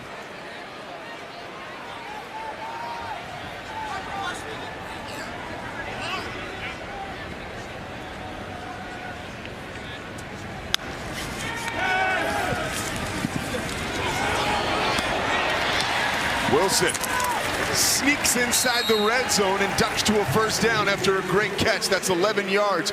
The chains continue to move. One of the best quarterbacks in the country. QBR, one of the best in the fourth quarter. Nice play design by Jake Spavital. You go trick formation, 3 receivers to the right. Everybody runs to the sticks on stop routes. He finds Cole Wilson for a first down. Sawyer Robertson floats out of the pocket and wisely throws it away. Yeah, right there, defensive coordinator Joe Clanderman said enough is enough. I'm sending some pressure. He sends Austin Romaine, and he beats Bryson Washington in pass protection right there. Gets Sawyer Robertson off his spot. He mentioned to us earlier in the week when we met with him, we got to get this guy off his mark. We got to get him to the ground. Disguise some looks, but most importantly, try to punish him and get after him. The bell cow. Bryson Washington. So that brings up about a 3rd and 6, I'll call it. And usually in this scenario, they like to run the football right here. This is a 2-down territory, especially being down 14 in the game. They are one of the more aggressive teams in all of college football. So do not be surprised. If they get the look they want on defense with a light box, and right now only 6 in the box, do not be surprised if they run the football here. Certainly set up for that with Washington next to Robertson, who surveys the defense.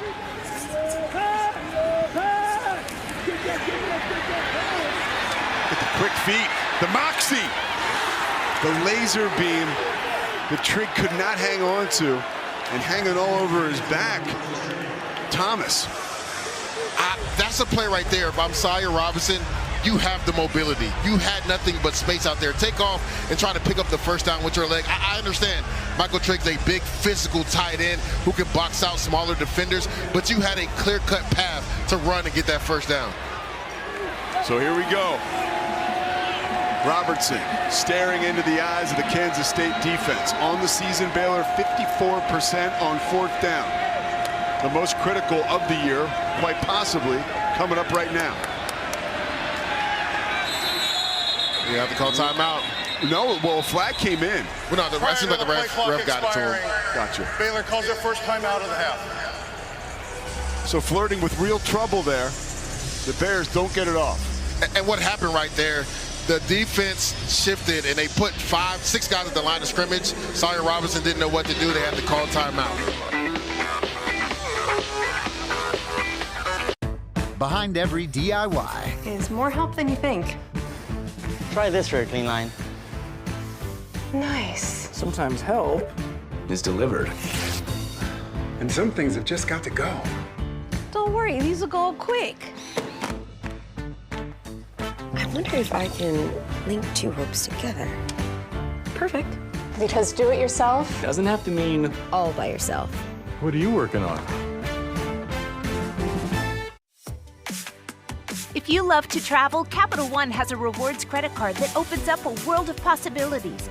With Venture X, you earn unlimited double miles on everything you buy. And turn all of your purchases into extraordinary trips. Plus, get premium benefits at a collection of luxury hotels when you book on Capital One Travel. And get access to over 1,000 airport lounges worldwide. Open up a world of possibilities with Capital One. What's in your wallet? This game has gotten out of control. All the money, the unpredictability. It's time we instate a commissioner. Introducing the commissioner of coverage, the Aflac Duck. Commish, when health insurance falls short, who pays you cash to help with your medical bills? Aflac. The commissioner has spoken. I love that duck. Get help with expenses health insurance doesn't cover with Aflac. An official sponsor of ESPN College Game Day. Y'all could ask about it at work. On a resourceful Fansville by Dr. Pepper. Hey, kids, you trying to raise money to buy a football or something? Actually, we're raising NIL money so we can bring better recruits to state. Well, in that case, I'll take one Dr. Pepper, please. One? So you don't want our quarterback to have anyone to throw to? No. This guy's not willing to do what it takes to win. He's a casual. Casual? Does this look casual? How much do you want? Well, that guy just bought 20,000 cases. That's not fair. He's a bigwig booster. Salutations. Let's take checks. College football, it's a Pepper thing. All right, here we go, partner. Biggest play of the game, no doubt about it. Without a doubt, Jake Spavital, the offensive coordinator, is very inventive in how he sets up plays in this scenario. Look for them to go to their big playmaker, number one, Michael Trigg. They've tried to get it to him before in this red zone. And then on the defensive side, Kansas State, right? Joe Klanderman, he showed 6 guys at the line of scrimmage like he was going to go man coverage. Right now, they look like they could be in zone. There is 5 guys at the line of scrimmage. Looks like Austin Romaine will be a spy on this play, number 45. Robertson. Wilson.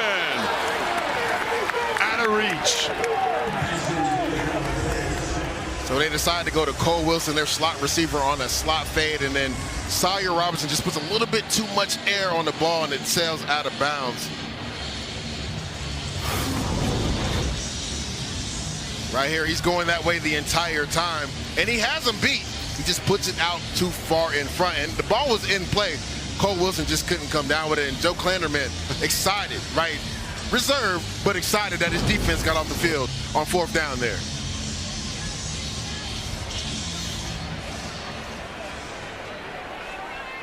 Dylan Edwards, the running back, and Baylor can really ill afford any production from Kansas State on this drive.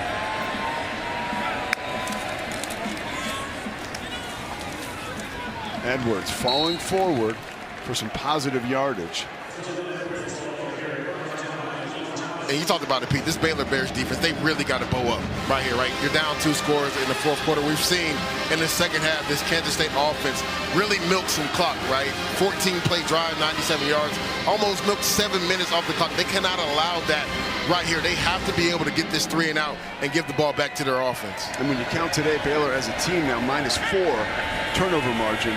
They really haven't done a good job of creating turnovers this season. They could use one here. Oakley running dudes over. 7th catch of the game. That one for 13 yards. Give him 55 yards catching on the day and 1 touchdown. And Chris Kleiman talked about him, right? They've been dinged up at receiver. They were saying that this is a guy, Garrett Oakley. We got to get him the ball and get him going more. He actually has a nice rapport with Avery Johnson. That was another dime by Avery Johnson because he put it out in front where Garrett Oakley can turn up the field and get the 1st down. 3 Kansas State tight ends with catches today.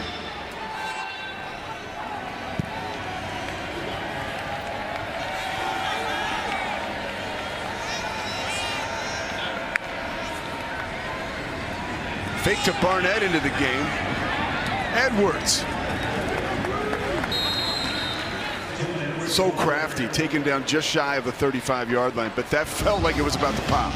Matt Wells with his bags of tricks right there. You have a two-back set, right? Dylan Edwards is the game, but so is Joe Jackson. They send him in motion. And then you talked about it. The backup quarterback is also in. Blake Barnett, they fake it to him, and then they give it to Dylan Edwards on the end around. You talked about it. A shoestring tackle away from Dylan Edwards getting on the perimeter and probably making an explosive play for this Wildcat offense. A Kansas State media member asked a good question this week. They said, you seem to empty out the chamber as far as trick plays, and Wells just paused and said, there's more where that came from. We're seeing it today. Edwards again, he starts to get lathered up now. That's trouble for Baylor.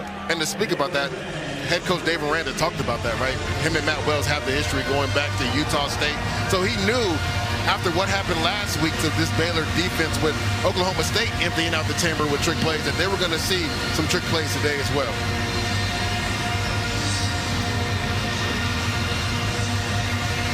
Wells and Aranda coaching together at Utah State really got to know each other, which turns this one into somewhat of a chess match. You know, and Wells said that. He said, look, Dave knows I like to run two quarterbacks. Here we go. Play fake. Johnson. Incomplete pass. Looked like he might have been out of bounds before he threw it. That's a big stop by this Baylor Bears defense, right? Disciplined football. They go under center. They come out and expand quickly. They go play action pass, roll out to the right. Looked like Avery Johnson could potentially take off and get the first down, but there was a flat defender there that wouldn't allow that. Also, Garrett Oakley runs a corner route to that side. There was an underneath defender, so Avery Johnson couldn't throw the ball. That's a big-time stop by this Baylor Bears defense. Josh Cameron, can he light a fire?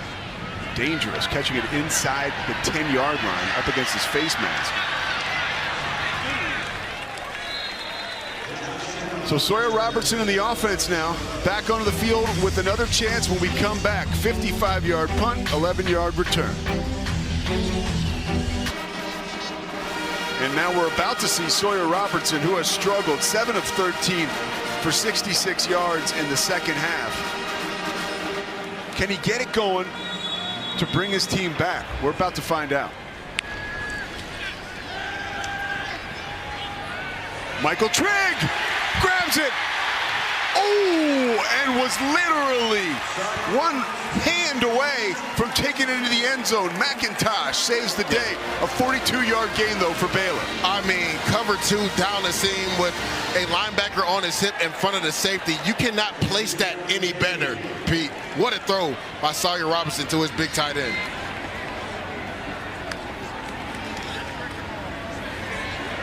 Robertson.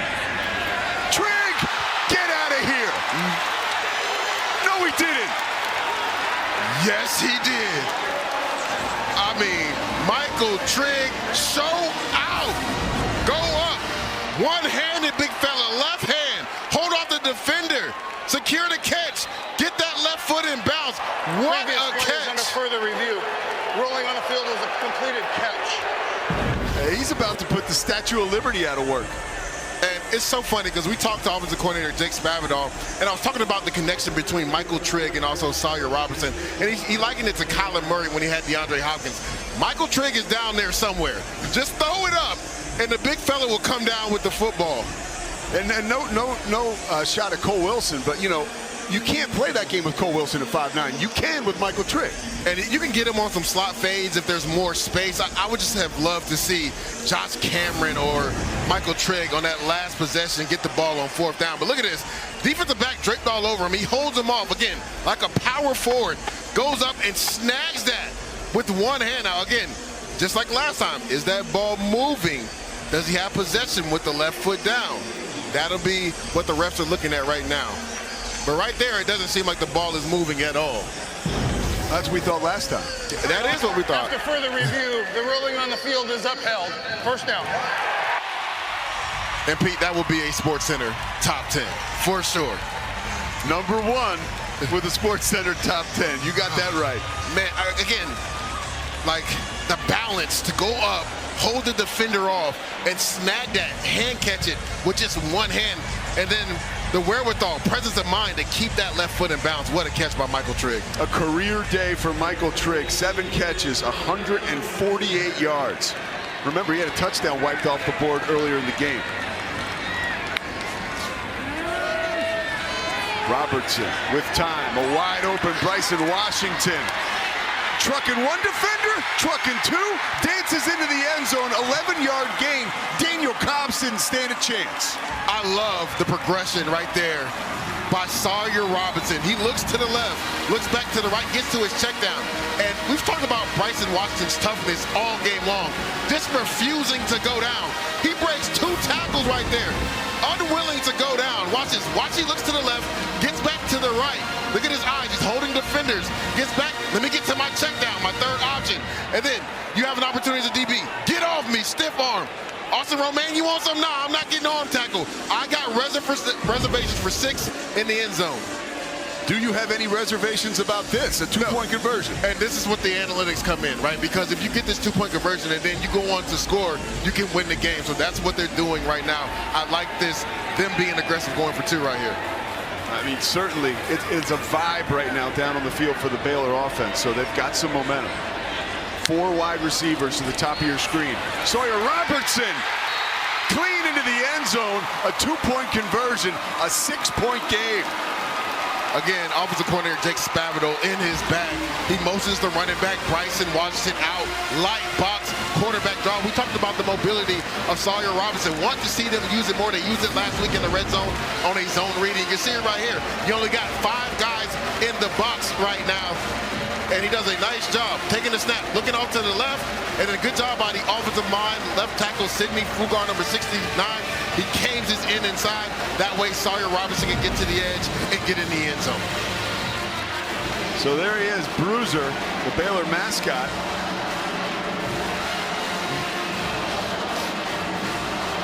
And how about Michael Trigg on that drive? Just amazing.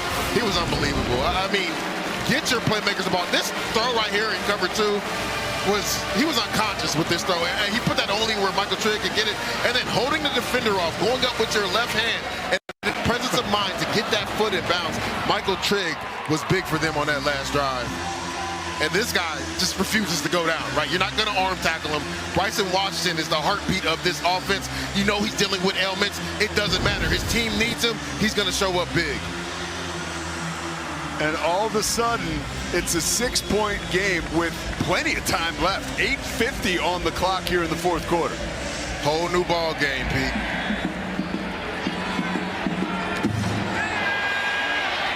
Elston. Oh, absolutely gets his ball came out. And there's a fumble. Baylor says they have it. But it looks like they may have ruled him down.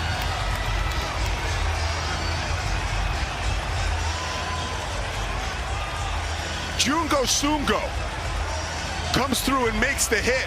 There he is. Momentum shifts. That's what this is, right, Pete?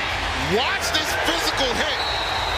And I mean, that was at full speed. And the rest of the discussion, that ball might have been out. What a physical tackle right there. Rolling on the field was a fumble recovered by the kicking team. First down, Baylor. Momentum shift. Only the 2nd tackle of the season for Placide Jungo Sungo. And it generates a turnover, first of the game for Baylor. And Dave Aranda's talked about playing to the standards, right? Complimentary football, all 3 phases, playing at a high level. We've seen it the last couple drives. Under further review. And that was close. On the field was a fumble recovered by the kicking team. Because I was trying to see where the ball actually popped out, where his knee was going down on the ground. It was a bang-bang play. But the refs called it a fumble on the field, so that'll be something to watch. The 5th-year senior went to James Martin, then transferred to Duke from Arlington, Texas, came back home. There's a giant bear down there. And almost, or might be, a huge turnover generated by Placide Jungo Sungo. It starts with the Baylor defense being able to get off the field last time. Then Michael Trigg shows up big for the offense. Bryson Washington pays it off. Then on the next kickoff, right, physicality. That looked like it was out. Oh, yeah. For that look, again, they ruled it a fumble on the field. So do they have enough evidence, right, to prove that it wasn't a fumble? And to your point, right, the ball looks out. Now, again, we'll see where his knee is. It's hard to tell in the scruff right there. There's so many players around him. But that ball looks like that's great camera work by our ESPN crew. Looks like the ball is out there. So this would be a massive turnover for the Baylor Bears. Yeah, it seems like it's out. And then, okay, so that's Jungo Sungo with the. I love it. That's not like their turnover, robe, like bear robe, right? But you know, a special teams guy, he's not taking that off. Oh no. It's rare that you get that feat right, getting a turnover on special teams. But what a physical hit by him. Yeah, and it's been an adventure today for Elston. After further review, it was ruled that the runner was in possession of the ball and down. It'll be first down and 10, Kansas State. And that's what I was saying, Pete. From our angle, it was tough. There's so many bodies. It was hard to tell where that knee was when that ball popped out. But still, again, momentum is shifting to Baylor, right? What a physical tackle right there. But Kansas State gets a break. Let's see from this angle right here. I think it's out there, but what do I know? No, I think the ground caused the fumble because he had possession and the elbow hit first. That's why they ruled him down and overturned the call. So Kansas State ball, and props to Jungo Sungo for the hit and for getting that bear outfit off as quickly as the official said that it was not a turnover. Here's Avery Johnson. Edwards looking for a crease. Kylan Reed with the stop. And you talk about it, Pete, there's still so much time left in this game. If you're Kansas State and you're Avery Johnson, right, get everybody just to breathe. Calm down. Let's put a drive together, right? The momentum is shifting to Baylor side. Let's try to get a few first downs and get that momentum shift back to us.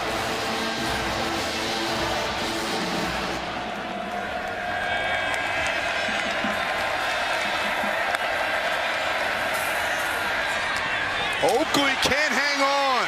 His first drop of the game comes at a critical junction. And that was a physical hit by Jacob Redding. You're gonna see it in the middle of your screen. Watch him trigger right here. Make sure he doesn't catch it. What a physical hit. And it looks like Garrett Oakley is actually still down on the ground.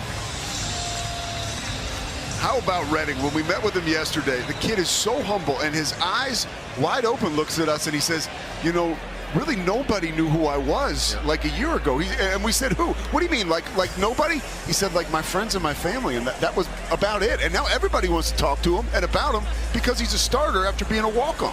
Literally love the story, right? As an undrafted free agent, I kind of understand what it's like to be a walk-on in college football. And he said only defensive coordinator Matt Pallage and the recruiting coordinator knew who he was. Some coaches didn't even know his name, and he set goals for himself. And it was great hearing Matt Pallage and how he believed in him as a walk-on. Said, this is your goal that you want to do. You want to be on special teams next year. You want to be a contributor on defense. And now he's one of their best defensive players. Playing at Baylor was actually a dream for Jacob Redding. He is a Baylor Bear through and through. His mom went to Baylor. His uncle played baseball and football here. His family actually had season tickets when McLean Stadium opened. He even had his childhood birthday here one year. He says his mom sends memories in family group chat, and he says to himself, that kid wishes he was where I am right now. That's great stuff, Tori. Massive third down, P right here. Look for Avery Johnson to potentially use his legs. So the last third down, he got to the outside and threw a pass. Look for him to potentially use his legs to pick up this first down if nothing's open down the field. You hear the crowd. 3rd and 6. A lot on the line. Johnson escapes the pocket. A lot of real estate. 9-yard gain. And Pete, we just talked about it, right? Nothing down the field, use your mobility. Baylor loses contain on the outside, right? The rusher rushes past number 50 right there. Matthew Falk-White, he gets around Avery Johnson, opens up a big hole. Avery Johnson using his mobility to pick up a crucial first down for this Wildcats offense.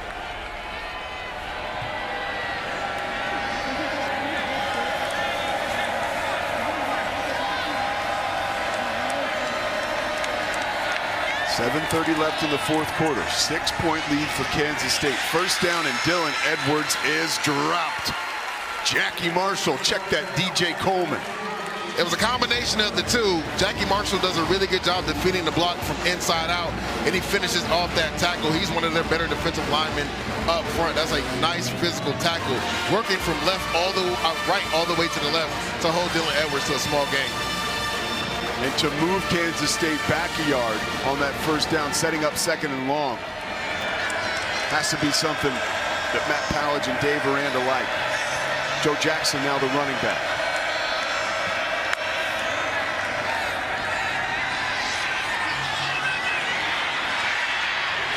Almost a great play made by Tibbs. Reggie Bush was there to knock it away.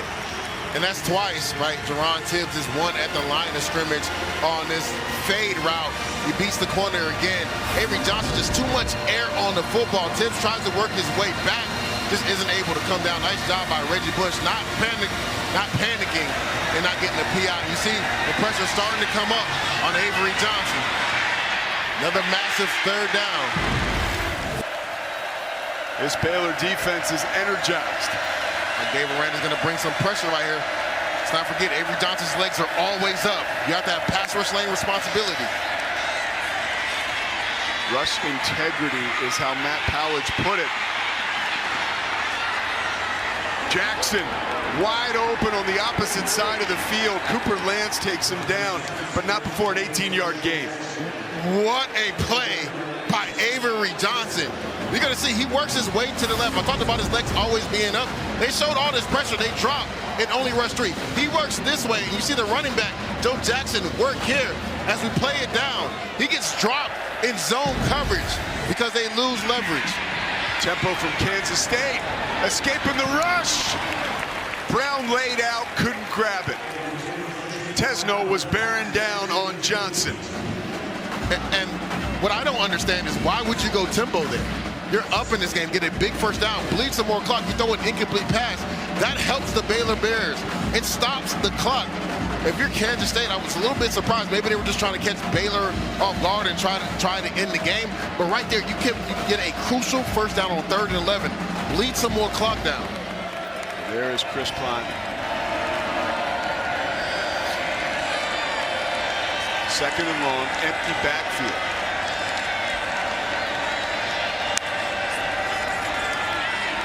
Johnson has 71 yards rushing and could only tack on a few more there.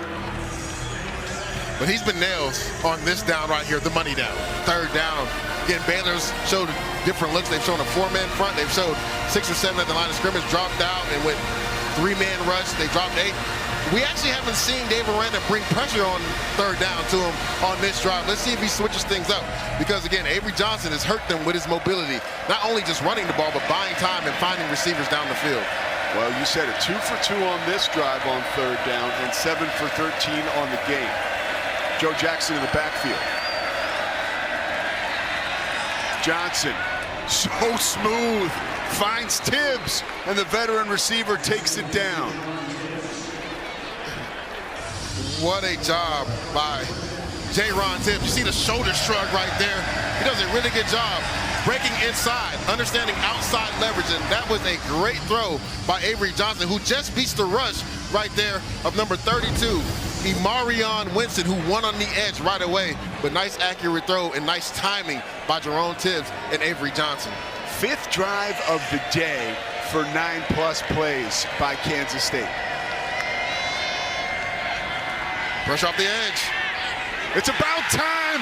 The pressure comes, and so does the turnover. Jacob Redding streaking down the sideline. All he wanted to do was play for Baylor.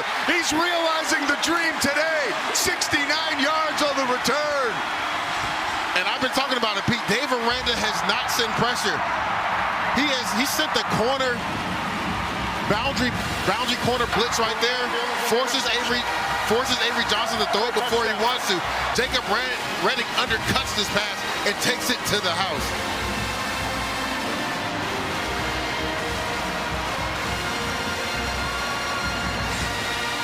Matt Powledge told us, hey, this dude is fast. I'm talking about great speed, speed merchant, and you get him on a basketball court, reverse dunks, the whole 9. We're seeing the athletic ability too. Really good athlete, right? You see it right there in open space, taking that ball all the way back for a touchdown for the Baylor Bear defense. I mean, which player would you rather that happen for, right, than Jacob Redding, right? He's like the heart and soul of this defense, a former walk-on who's been a Baylor Bear through and through since he was a little kid. Now, so interesting here, Leger. Avery Johnson and the offense come back on the field in moments. I want to get your take on that after we come back from break, but right now, it's all Baylor. Dave Miranda sends some pressure. Nice job by Jacob Redding undercutting the tight end. And then you got the blockers out in front. My man takes it to the house to give Baylor the lead in this game. Jacob Redding, you know, I think he might actually go home in this Bear suit. He is really soaking in his big play. We just talked about how he grew up a Baylor Bears fan. This is such a moment for him, guys. Thanks a lot, Tori. Can Kansas State answer? Devin Rice is cut down at the 24-yard line. Another look. I want to highlight Jacob Redding, who gets the interception. You're going to see this cat corner blitz off the edge right here, and Tibbs is going to run this dig route. Jacob Redding does a good job undercutting that because of the pressure on the outside from the corner blitz. See the corner blitz coming off the edge? Has to throw off his back foot. Nice job by Jacob Redding undercutting Gerard Tibbs, and he takes it to the house to get Baylor in front in this game. So how does Avery Johnson respond? And quite possibly the best game he's played all season long. Now just go back to what you were doing. He was playing with confidence, being efficient with the football. Just an inopportune time for a turnover, and they're going down the field. Jace Brown got behind the coverage, loses his helmet. Now the play is stopped. Play stops, yeah. That's the second time Brown has lost his helmet. But I love that call by Matt Wells. Your quarterback just throws a pick six, but you put it back in his hands and you get it to your best playmaker on the outside, who beats number 18, Caldre Williford, down the field on a go route.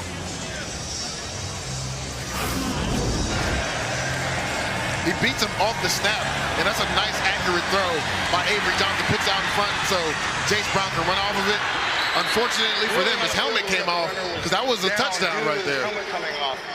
Personal foul, face mask grabbing it, helmet opening. Defense, 15-yard penalty, automatic first down. So Simpkins is called for the penalty. So it's a half the distance, by the way. I think that was the accident. I think it was number 18, Caldre Williford. I think he just mixed up the 6 and the 8 right there. But what a gutsy call by Matt Wells. Again, your quarterback just threw a pick six, but you have all the confidence in the world. And if you get one-on-one with your best playmaker on the outside, you go to him. Back and forth we go, Pete. What a game it has been. We built this before. Sawyer Robertson, Avery Johnson, Dylan Edwards. We didn't expect guys like Jacob Redding would come crash the party. And here we are. Jackson taken down at about the 9-yard line.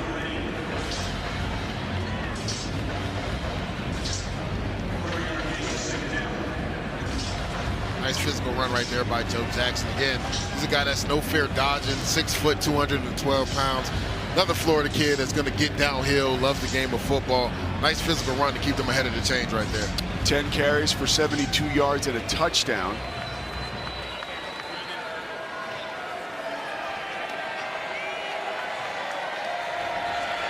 Second and 6. Jackson again. Squirts beyond that first down marker. So it'll be first and goal for the Wildcats coming up on 3 minutes. Yeah, nice patience right there again from Joe Jackson. Split zone, they zone the offensive line to the right, bring the tight end back across. He has patience, sees the hole, gets downhill, picks up the first down. This is nice clock management right here by Kansas State as well. Matt Wells, his daughter Jaden, in her first year as director of on-campus recruiting for the football program. His wife went to Baylor. Personal for him.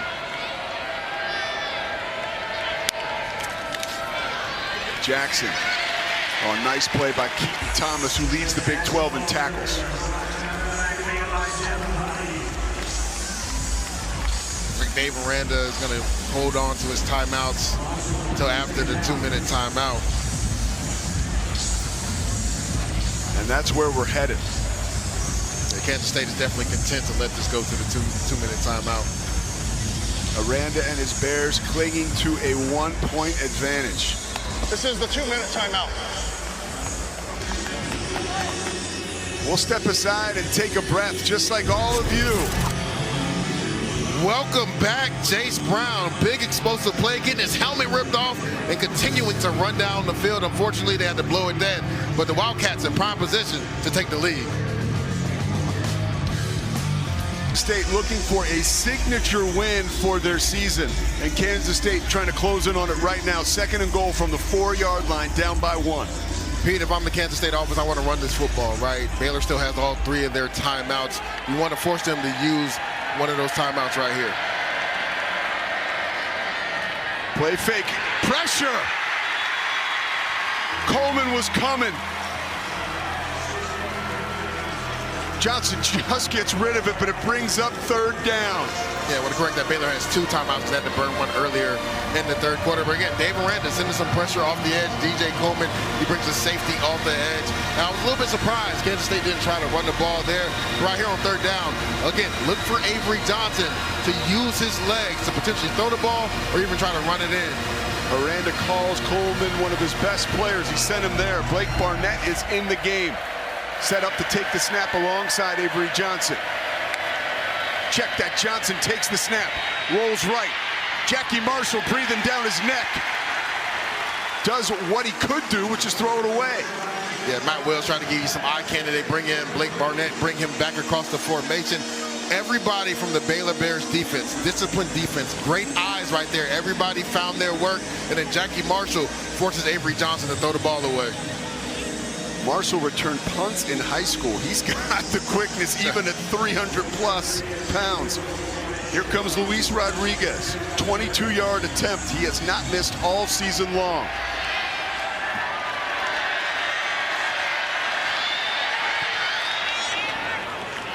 Bangs another one through. So Kansas State surges ahead 34-32. What a game it has been here in Waco. We knew we'd see some fireworks, but I didn't think we'd see this. All the way down the stretch we come now. 1:48 left in this one, Leger. What do you do if you're Baylor? Not only to move the ball down the field, but to do it efficiently, and you got to be careful too. Yeah, because you don't want to leave too much time if you do score at the end, but most importantly, you want to take care of the football. They already have a couple turnovers in this game. Look for Michael Trigg, their big tight end, to get involved in this game. And also with 2 timeouts, they can still run the ball with Bryson Washington, but you have to love what you saw from the Baylor Bears defense. Back up against the wall in the red zone, they hold them to a field goal. Now, if you're Dave Aranda right now, what are you thinking? Are you thinking a field goal, or are you going all the way selling out for a touchdown? No, you want to win this game based off your offense and how explosive it's been. You trust your quarterback, Sawyer Robinson, so you're going to throw the ball down the field. You're going to put your faith in this offense to go win the game. Here we go.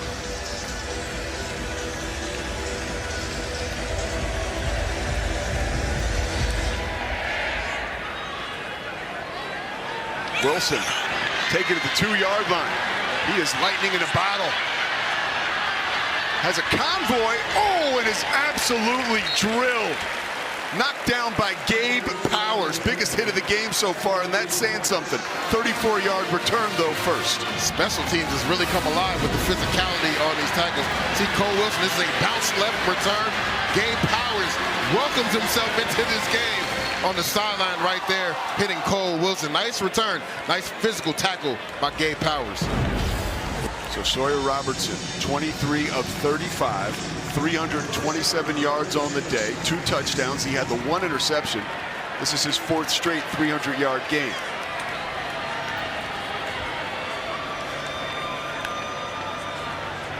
Trigg in motion.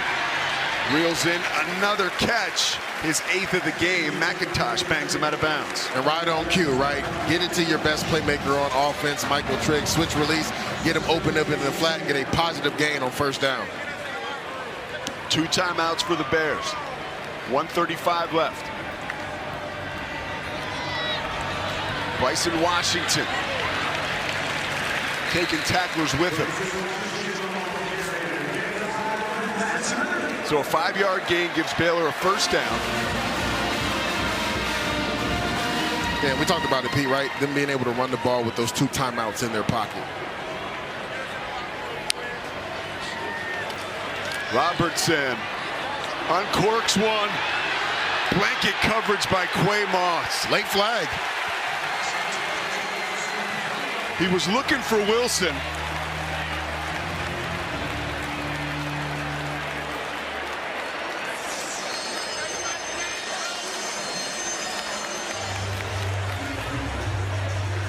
Pass interference. Defense number 2. 15-yard penalty. Automatic first down. I think it means number 6, Quay Moss. He was in the slot right there. And I'd love to see this replay because that was close, man. Both of these guys were battling right here. This is good on good. Cole Wilson, Quay Moss.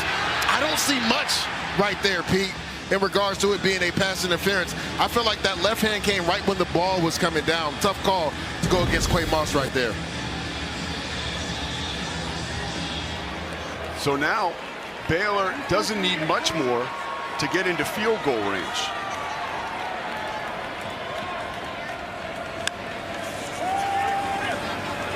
Robertson steps up, escapes trouble.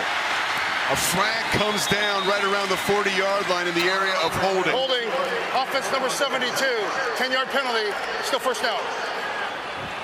And that's tough for Colton Price, right? Because you don't know where the quarterback is behind you. You're just trying to block somebody.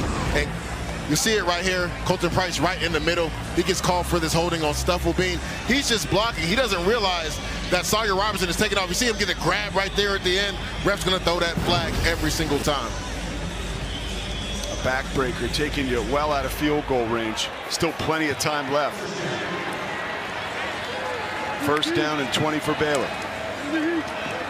Robertson, the guy you want at the controls. Ashton Hawkins almost pulled it down. McIntosh in coverage. And he does a nice job holding off the corner. Number 9, Donovan McIntosh.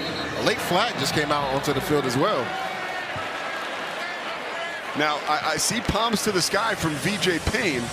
I'm not saying that he may have said anything, but it came out right where he and the referee were in the same area.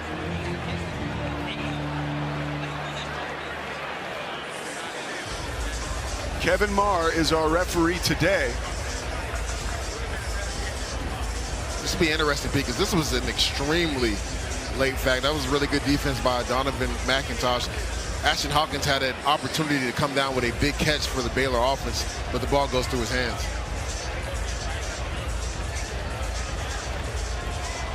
Officials still talking it over. Another huge There is call. no foul. No foul on the play.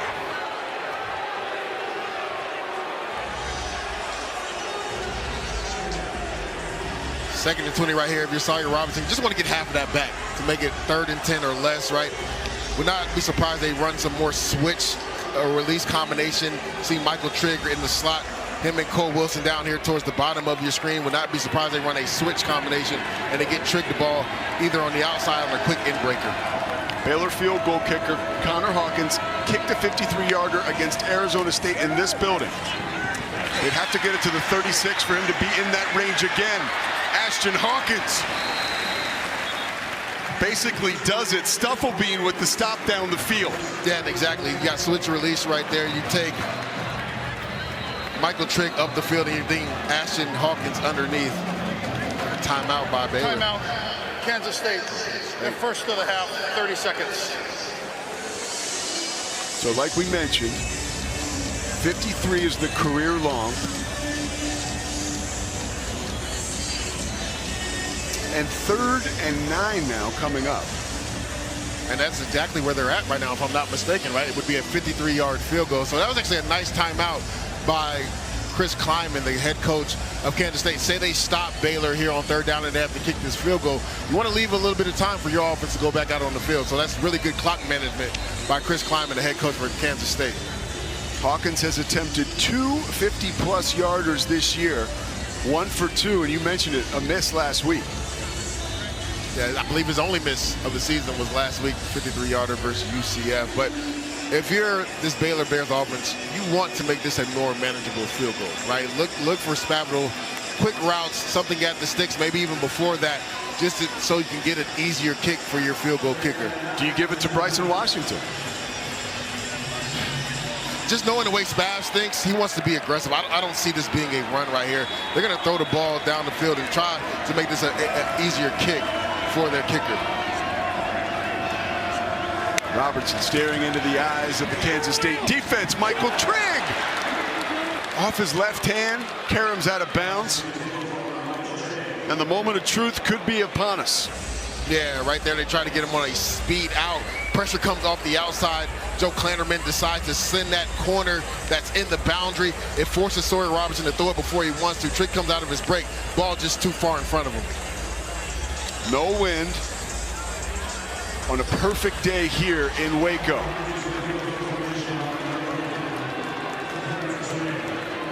$53-yarder.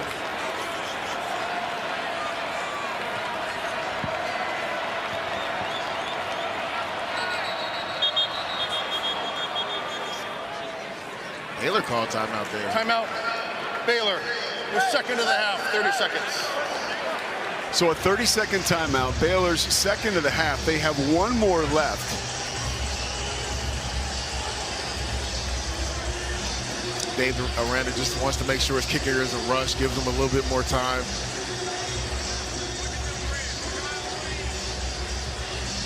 It's all. Go ahead. No, you go ahead. I was gonna say it's all about operation right here, right? Got to get the snap, get the catch down. You're the holder, get the ball out, get the laces out, right? And then just trust your kicker, Connor Hawkins. And if you're Kansas State, right, you want to get your hands up because this is a long kick. It's probably gonna have a low trajectory. You want to get your hands up, get a nice push, and then get your hands up. And I'm not trying to oversell it, but if you want to make the Big 12 championship and have a shot at the college football playoff, this is it right here. Yep. If you're Baylor and if you're Kansas State. Yeah, these conference games always come down to the wire.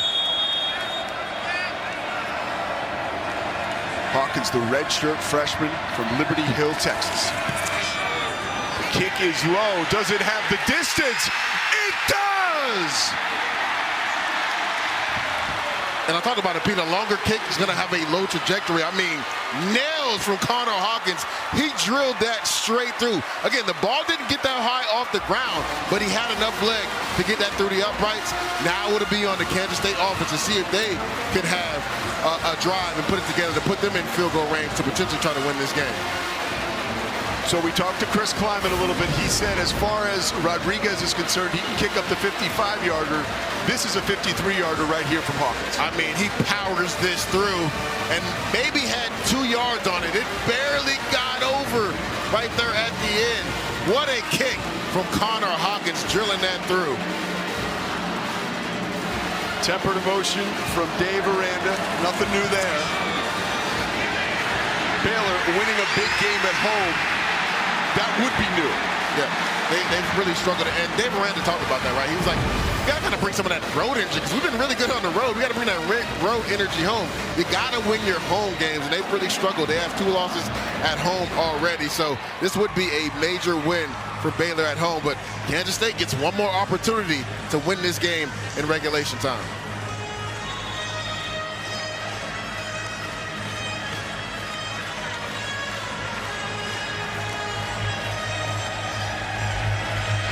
Price and Rice deep for Kansas State. So here comes Avery Johnson. 27 of 41 on the day, 317 yards, 2 touchdowns.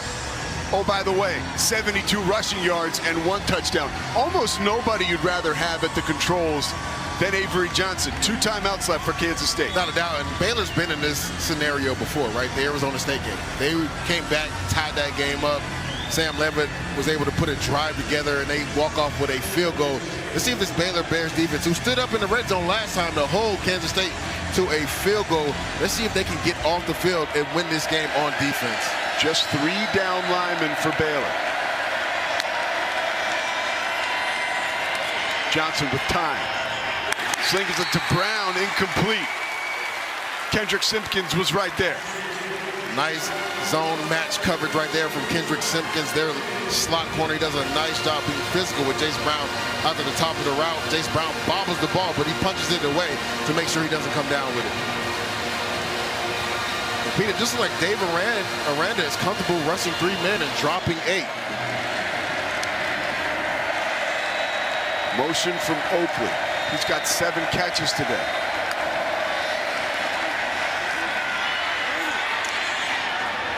Brown catches it this time and is slung down at the 41-yard line, but a 16-yard gain prior to that. I believe Kansas State took one of their timeouts right there. Timeout. Kansas State, their second of the half. 30-second timeout. Yeah, the interesting thing to me, I talked about it before the snap. It seems like he's only going to rush 3. He's going to have Kylan Reed, number 45, be a spy. But you can't give Avery Johnson that much time. That's tough on a defensive back when you allow the quarterback to sit back there 4 or 5 seconds. So I wonder if Dave Aranda, because they're getting closer and closer to Luis Rodriguez's field goal range, send some pressure. When you were able to do that last time, you got a pick 6. So I wouldn't just rush 3 and allow Avery Johnson to survey your defense and pick you apart. I would speed up his clock and send some pressure. Now remember, Rodriguez hit a 51-yarder at Arizona. That's the longest by a Wildcat in a road game since 2002. And then you got to remember, he made a 48-yarder last week against UCF. And you asked Coach Kleiman the question, what is his range? He said, I'm comfortable with him up to 55 yards. He has a big leg. He's been one of the best weapons in college football. A guy that arrived July 20th on campus. Tegan Cobb was injured before the season. Rodriguez took over. Cook out of his reach. He got hands at the top of the route. Rain in from everywhere. Yeah. And again, 3-man rush. You allow Avery Johnson to survey your defense. That's tough for a defensive back to cover a guy that long.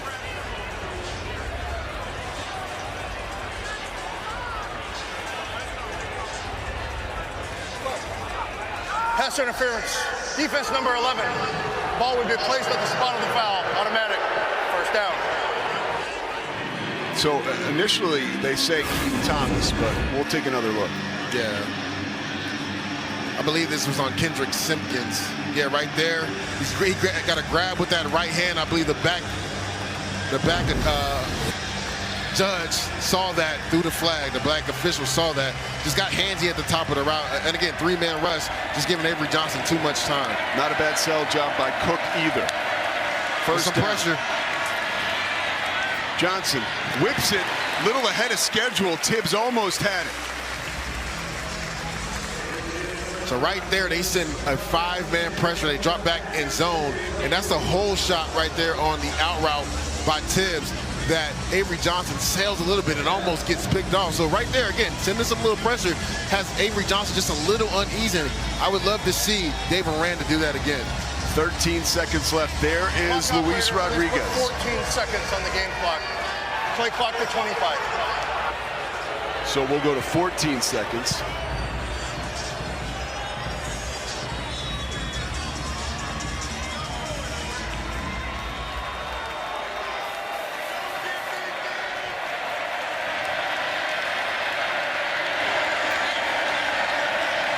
Crowd here at McLean Stadium standing. Johnson, running start into that one, hits Cook, and he's knocked to the turf after a first down. 11-yard gain, 38-yard line. So right now we're looking at about a 55, 56-yard field goal. Avery Johnson hustles up to the line of scrimmage and spikes it with 5 seconds left. I figure you got enough time for one more running play, and then you call timeout? 5 seconds is close, right? Because what if a guy breaks it, and they're sending the kicker out, which I was surprised they just didn't call timeout. They went and spiked it, but they called timeout. It looks like they're going to go for the field goal kick here because that range, right? You want to be at least 8 seconds on the clock if you're going to try to run another play. 5 seconds, you want to send the field goal kicker out there. So the field goal kicker, Luis Rodriguez, is out there. 55 yards. That's exactly how long Chris Kleiman said he believed this kid could go. By the way, this young man arrived in Manhattan, Kansas in early July from College of the Canyons after an injury came to the first run kicker, Tegan Cobb. We got a timeout on the field. Kansas State called their final timeout.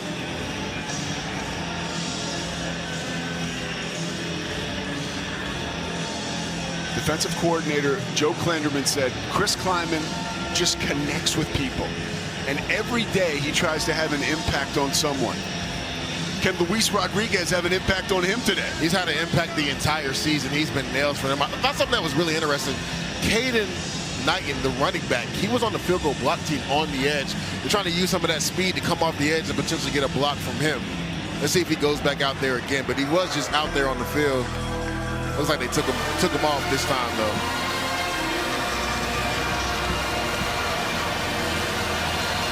And just like that last kick from Connor Hawkins, this is probably going to be low trajectory. So if you're the Baylor Bears, you want to get a push and get your hands up. Simon McClannon, the punter, set to hold. Luis Rodriguez. Timeout, Baylor. The final timeout of the half.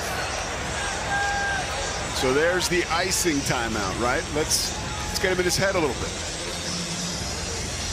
And honestly, if you're Dave Aranda, I wouldn't even mind if they tried to do a shift here to try to get them maybe to jump off sides on offense and back them up 5 yards. You see a lot of times for the defense, you can use the word move, right? Shift the defensive line real quick, see if they can get the offense to jump off sides.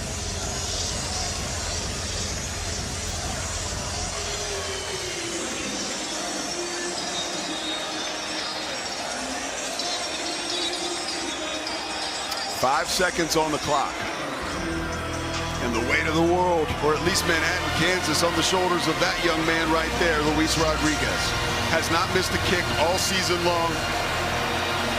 Hit a 51-yarder against Arizona. This attempt coming up 55 yards. Make it 56.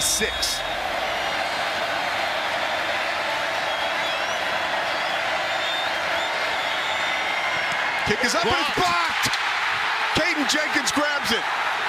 What I talked about, Pete, right? Low trajectory. Get your hands up. What a block by the Baylor Bears. I believe there's 1 second on the clock still. They're going to have to get everybody off the field. But what the game is not over. The game is not over. What a special teams play. Put 2 seconds on the game clock. 2 seconds on the game clock. Please. What a special teams play by Baylor. Again, low trajectory because you're going for a 56-yard field goal. You want to get that push and get your hands up. Cooper Lands, 6'4", rises to the occasion here literally. Let's take a look. Nice job. Getting low. You see him right here? And he was actually on the way down when I got hit. That was a very, very low kick. Right there, Luis Rodriguez is trying to power this through this 56-yarder. Nice job by Cooper Lands getting his hands up to block that kick. Elation from Dave Aranda. An amazing situation here in Waco. Baylor has battled back from down 14 with 8.5 minutes left in the fourth quarter. They've done it again.